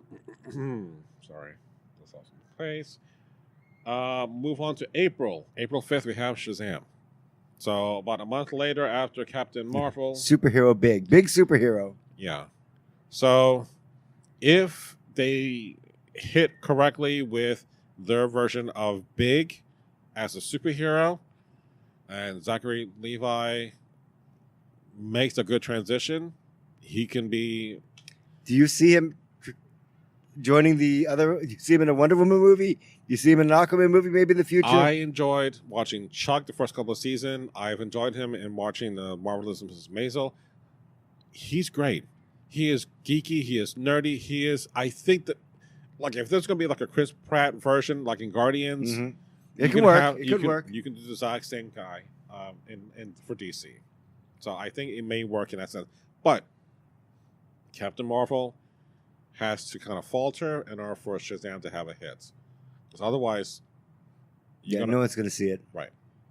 Next, we have Pet Sematary, the remake. And that's going to be also on the 5th. I know you got scared during the trailer. No, I didn't. Yes, you did. That puddle was already there. You squeaked. I liked the first one. Denise Crosby. With Denise Crosby, yeah. The only Like reason why... 1980 something. What are you Right. doing? It's all because of Lieutenant Yard. Who didn't like her? April 12th, Hellboy with David Harbour. I'm curious about that one. A lot of people are, and a lot of people are not liking it. Just because when you watch the trailer, you think it should sound like Ron Perlman. It doesn't. It should look like Ron Perlman as Hellboy. It doesn't. And I'm not saying that it's going to be a hard act to pass after Ron Perlman, but damn it, it is going to be a hard act to match. It's not like James Bond that you can kind of make it your own, give your own swagger. Yeah, but Mike Mignola is involved in this Right. production, so And I know. So that has bonus points. It may not necessarily be the best thing either. Because Worst case scenario, it becomes cult. It'll catch to someone. Someone will love this movie. I hope that it surpasses my expectation that it's not going to suck. The very least, be better than the last Hellboy movie. Don't be a vacuum. Don't suck. Don't suck. All right. So, May 3rd, we get finally Avengers 4 Endgame. Let's see how this all plays out. We know nothing about it. I don't even want to talk about it. All right. Just watch it. We will. May 17th, John Wick 3 Parabellum, which you haven't seen any John Wicks. No, I started watching, but then my friend that was watching it got 2 cents about the killing of the dog, and I had to turn it off. And I was like, okay, I guess I'll watch this alone. And I agree. I did not like that. It came out of nowhere. My friend's like, nope, turn it off. Right. Done. But okay. The connection to the dog I understand. makes sense, and the bloodlust is now satisfied watching that movie because that is the representation of the last thing his wife gave him. And that makes it so worth it for me. And that's the only reason why I would watch it. Kind of like now I can watch Baby Driver because I know Kevin Spacey will die horribly in the end. He'll get up and he'll get hit again. So that's... But it's amazing that John Wick is still continuing. I think it's the exact same director who also wants to do a Highlander reboot. And I'm kind of on board with him if they go forward with that. But there's also going to be, I think, a John Wick series, TV series. So we'll see. Boy, the quality on that's going to drop, but okay, sure. Believe it or not, I've been surprised how well to do Kung Fu consistently good. And be like not bored. I can't believe the Keanu Reeves can do that. Like, you can do a few things right. You can be Matrix. Matrix. It was reinvented to do this, and we'll see. On the 24th, the live action Aladdin by is it Guy Ritchie, right? I think so. Yeah. And Will Smith will be blue. So he says. Yeah. I don't care. And again, it's not that I was upset about the blueness. I'm just upset that they're doing a live action movie that I enjoyed as a kid that has no point to being remade. Literally, it's a shot for shot movie. Just like, why are they remaking Psycho shot for shot? There's nothing new. And that flopped badly with the Gus Van Sant. Yeah, that was terrible. But we'll see what happens. I don't know. This is all new material. That's, I think, if you kind of play with that format, do something new, do something that's kind of familiar, but change it again. It's not for you. I mean, you're supposed to take your kids to this movie. I know, but as an adult and a child, I should be entertained both ways. I mean, my friend Lori had never seen Beauty and the Beast, and she saw the Emma Watson one, and she was fine with it. She was like, "It's good." I'm like, "No, it's not," but okay. Yeah, I have to go back and show her the original. Right. But now she's got this in her head first. Right. Which whatever. And I think the reason why I hated Beauty and the Beast, and I'll say this again, so in case my daughter, who is listening one day to this podcast, is because she played Beauty and the Beast as a little girl every day for dinner. And I got sick of watching Beauty and the Beast. And I'm like, enough. So you have a prejudice for it. Oh, yeah. But it gives you backstory that we didn't have before. Like, her mom gets killed by polio. I had no idea. And I couldn't give a fuck. I know. Suddenly we can time travel? Wait, what the fuck? I didn't know the book could do that. Magic Mirror could do that. That's weird. Go ahead. Keep going. Never mind about the live action talking cup and pot and forget it. Chip. No. Cogsworth. No. Lumiere. No. Just leave it. Mrs. Potts. Yeah, cool. She's from Colorado. Go ahead. May 31st. Godzilla, King of the Monsters. Oh my God. Oh my God.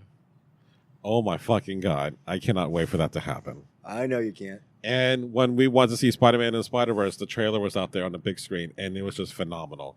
Much, much better to see on the big screen than it is on TV. I'm hoping that's in 3D. I definitely want to see that in 3D. Of course you do. No, I did see it in 3D, the first one. So yes. It will be in 3D. I'm definitely going to see that. Yeah, those are the kind of things that you need to see. The first one with Bryan Cranston. Yes. So even though it's like limited Godzilla action, I was ecstatic to see Godzilla on the big screen done so well, even if it's just the last 20 minutes, because that's what a Godzilla movie does. You don't blow your wad in the very beginning. You save that shit, and you build up the excitement, and then you blow it at the end. Kenny Watanabe had his one line like, "No, let them fight." And this was like, "No, we will be his pets." Just like, great. Let's go with that. Here's your paycheck. Thank you. Cut the check. All right. So moving into June, this is going to be questionable, but we have Dark Phoenix, which is the. I'm not even gonna. I'll wait. Thank you. Pass. I have a thing for what's her name? The one who's playing Dark Phoenix. Right. Whatever. Yeah. Her name. Yeah. Game of Thrones girl. Whatever. Her. I think I have this right, but I could be wrong. The 14th is going to be the Men in Black International, which is a new title. Right. Which I'm okay with that. I'm surprised I'm okay with that. We'll see. I'm just. Wait, something's coming out July 3rd. What's coming out July 3rd? Well, I haven't gotten to July Oh, yet. sorry. I'm sorry. So Wait, we're still what? in June. So Stranger Things. That's never. That's a the Netflix Stranger thing. Things is season 3 for the 4th of July. Right. Toy Story 4 is coming out on 21st. Ah, it's a gamble. So was making Toy Story 3. Yeah, but that's a trilogy. It wasn't, but my mind was never. Remember the Crystal Skull? Remember that? Yeah, but in my mind, I'm like, why are we doing another Toy Story? I don't know. How could you possibly? Oh my God, you topped everything else you've done before. You made my ass cry. A grown man crying about animated toys, passing the torch, so to speak, to another little girl. But the story's done there. Right. I agree. Why are we doing this again? But we'll see how this turns out. All right, so you're still giving the benefit of the doubt. I'm giving the benefit of the doubt. But again, Pixar has not had a great track record lately. It's because John Lasseter keeps hugging people. No, he's No, gone now. he's I working know. over at is it DreamWorks now? He's no longer with No, I yeah. know. So stop hugging him. Sorry, that was rude. I'm sorry. The June 28th, there's a movie called Cowboy Ninja Viking. That sounds like the Lego Movie 2. It's sort of like that. It's basically like, if I remember correctly, it's something like a combination of a kid or an adult harking back to kids, like what you want to be, and like mashing up that kind of world together. Okay. So I know I put that down for a reason, but it was one of those, I think this might be one of those unexpected little gems. All right. Now we get into July. Aside from Stranger Things, Spider-Man Far From Home. We shall see how that plays out. But Mysterio is the villain with Jake Gyllenhaal. Nick Fury's in it? Yeah, Nick Fury's going to be in it. And, of course, Tom Holland is back. So, happy about that. And Zendaya. Who's MJ? Like Mary Jane. That Mary Jane? Yeah. That one. Mary Jane, yeah. Shut up. Sorry. All right, July 12th. Again, subject to rescheduling, but it's Top Gun 2 Maverick. Talk about a movie we never really needed to have a sequel, but apparently Tom Cruise wanted it. he wanted it. Val Kilmer wanted it. Val Kilmer just wanted more hamburgers. But Renee Russo? The love interest I don't know. in the first one? That's Kelly. Oh, yeah. Her. I can't remember her name. I don't know either. Yeah. But Meg Ryan's not going to be in it because Tom Cruise killed Goose. So, the 19th of July is going to be... I think it's Goose's son, though, is in it. So Meg Ryan might be in it. Oh, I really? think it's Maverick trains Goose's son to fly, something like that. So, while it's good for the son of Goose, is good for the kid. There. All right, July 19th, The Lion King live action, which is not really live action. It's more like CGI. It's not really live action. So is Aquaman, but whatever.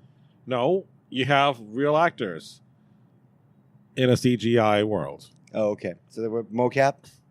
Yeah. So James Earl Jones is going, yeah, could you just crawl a little bit more? James Earl Jones like, no, I cannot. Bullshit. I don't crawl. What am I, some kind of Benedict Cumberbatch? Bitch. The other one, Once Upon a Time in Hollywood. I don't know why I put here, but that's for the 26th. And I put down the letter Q. I don't know why I did that. The internet is for porn, Avenue Q. I don't know. No. No porn.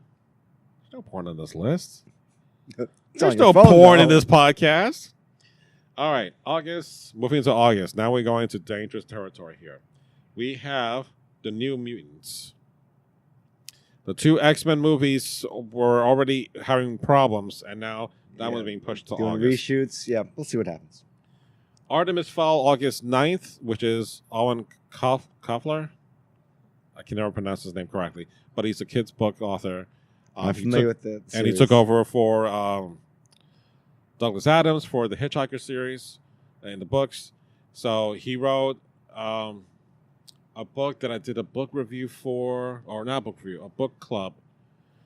It was like a steampunk version, and I'm blanking out my name, but if I remember it, I'll put it in notes, but really enjoyable. I can't believe this is going to happen, but they're going to remake the Cannonball Run, August 16th.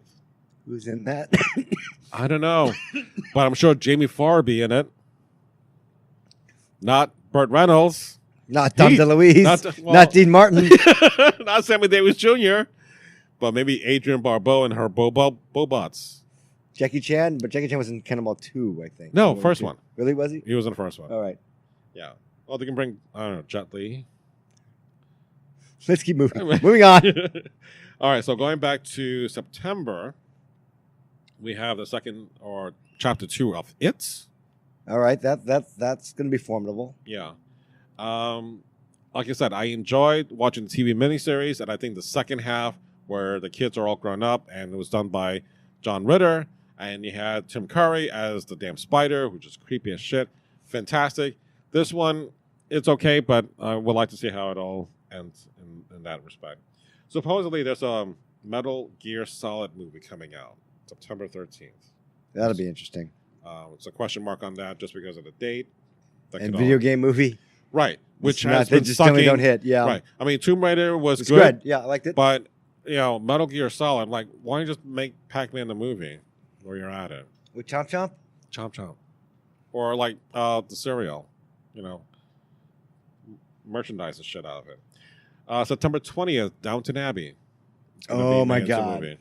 So, did you ever finish Downton Abbey? No, I didn't get to finish it, only because after the second season, with the guy, I forgot his name, who does Legion and the Beauty and the Beast guy, that guy, he leaves because he dies.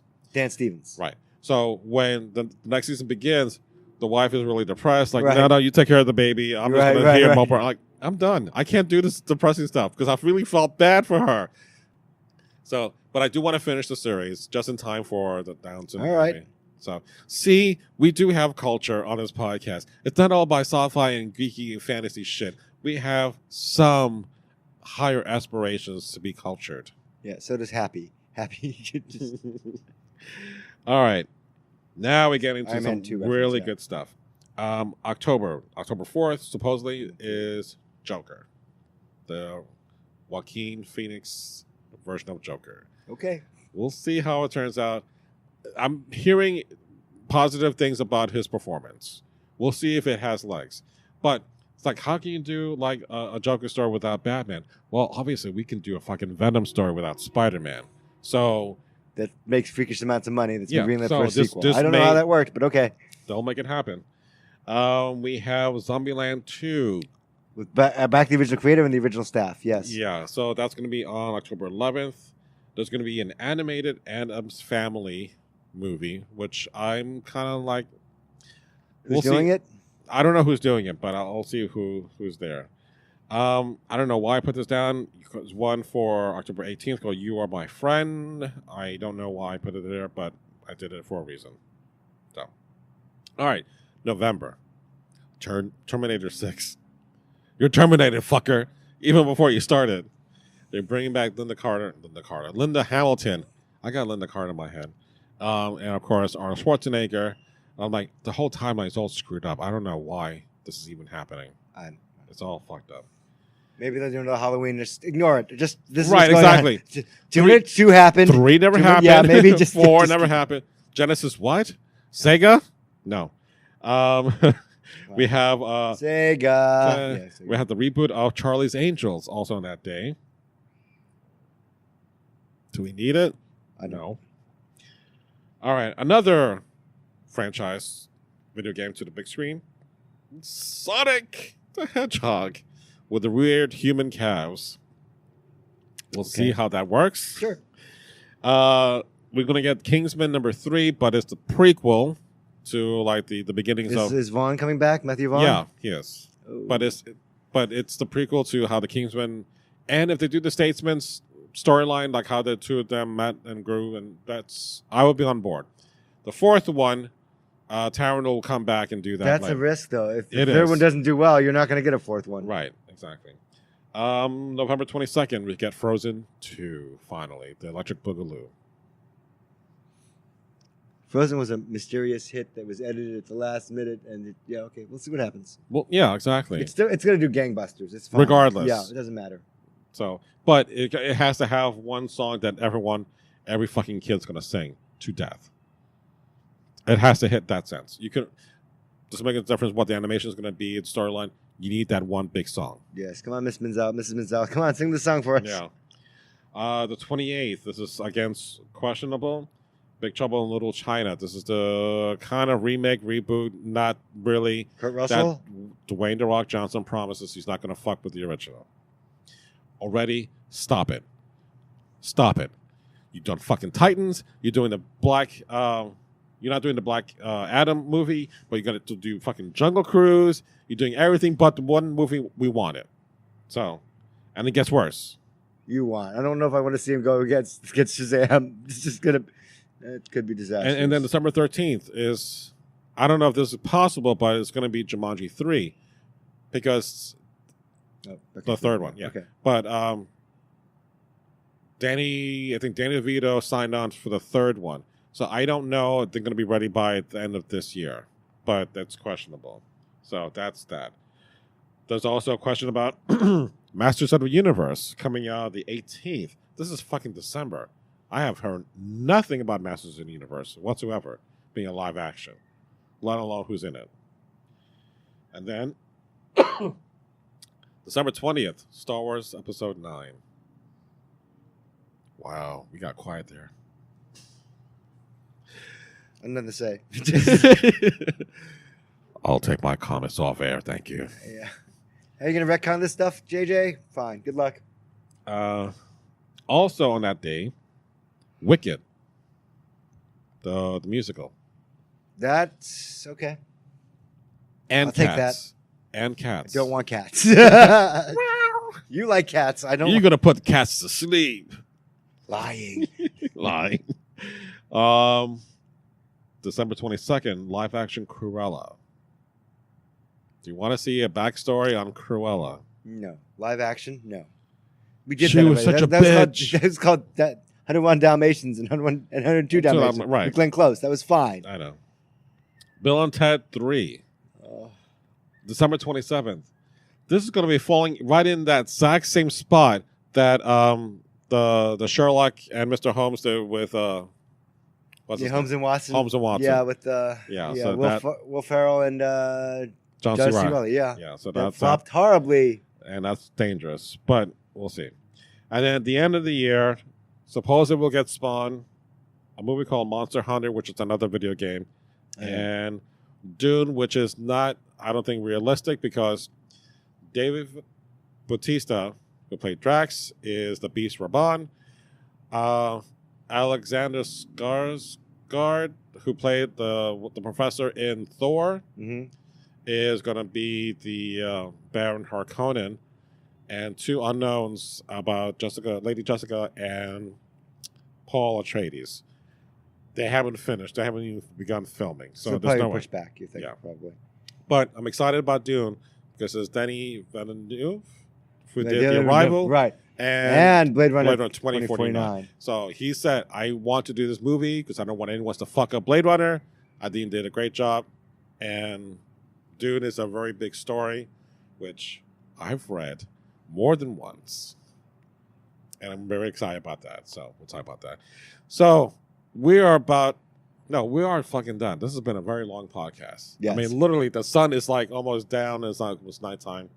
And then that's when the vampires. The bees are going to come, yeah. The creeps come out at night. The creeps come out at night. It's a rap song. Sorry. You look at me like I don't know. I don't know. You don't know. Okay. All right. So, Mr. Gene.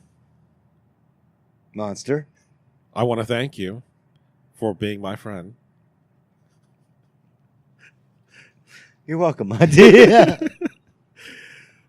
And for helping me go through, the ups and downs of 2018 and just in life in general. So you've been a good friend to listen to me babble on and give good advice about how to deal with things. No worries. And how to enjoy the things that we enjoy. Because without your insight, I would never get to watch and love a lot of the things you do. So Let's keep going. 2019. Let's hope it's a good year. yeah, it's our year, baby. Sponsors 2019 #. Please love us. So, as always, you can always email us at the Monster Sci-Fi Show at gmail.com. You can follow me on the various social networks, especially on Instagram, since I've been more active on that, and Twitter at the handle at Monster, but spelled MonsterSyfy Show. So, on that note, thank you to you, Mr. Gene, and thank you for all of you, the three of us who are listening to this podcast, who've made it through this long-ass podcast. Thank you very much for listening to us and to the Monster Sci-Fi Show podcast. It's sci-fi from a certain point of view. And damn it, Good night. good night.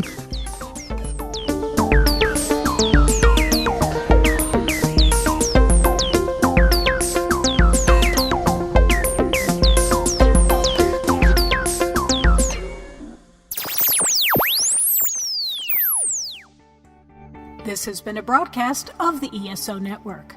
Be part of the crew and help support our shows by donating to our ESO Patreon or by shopping through Amazon.com or the TeePublic Store, which can all be found at www.esonetwork.com. The ESO Network, your station for all things geek.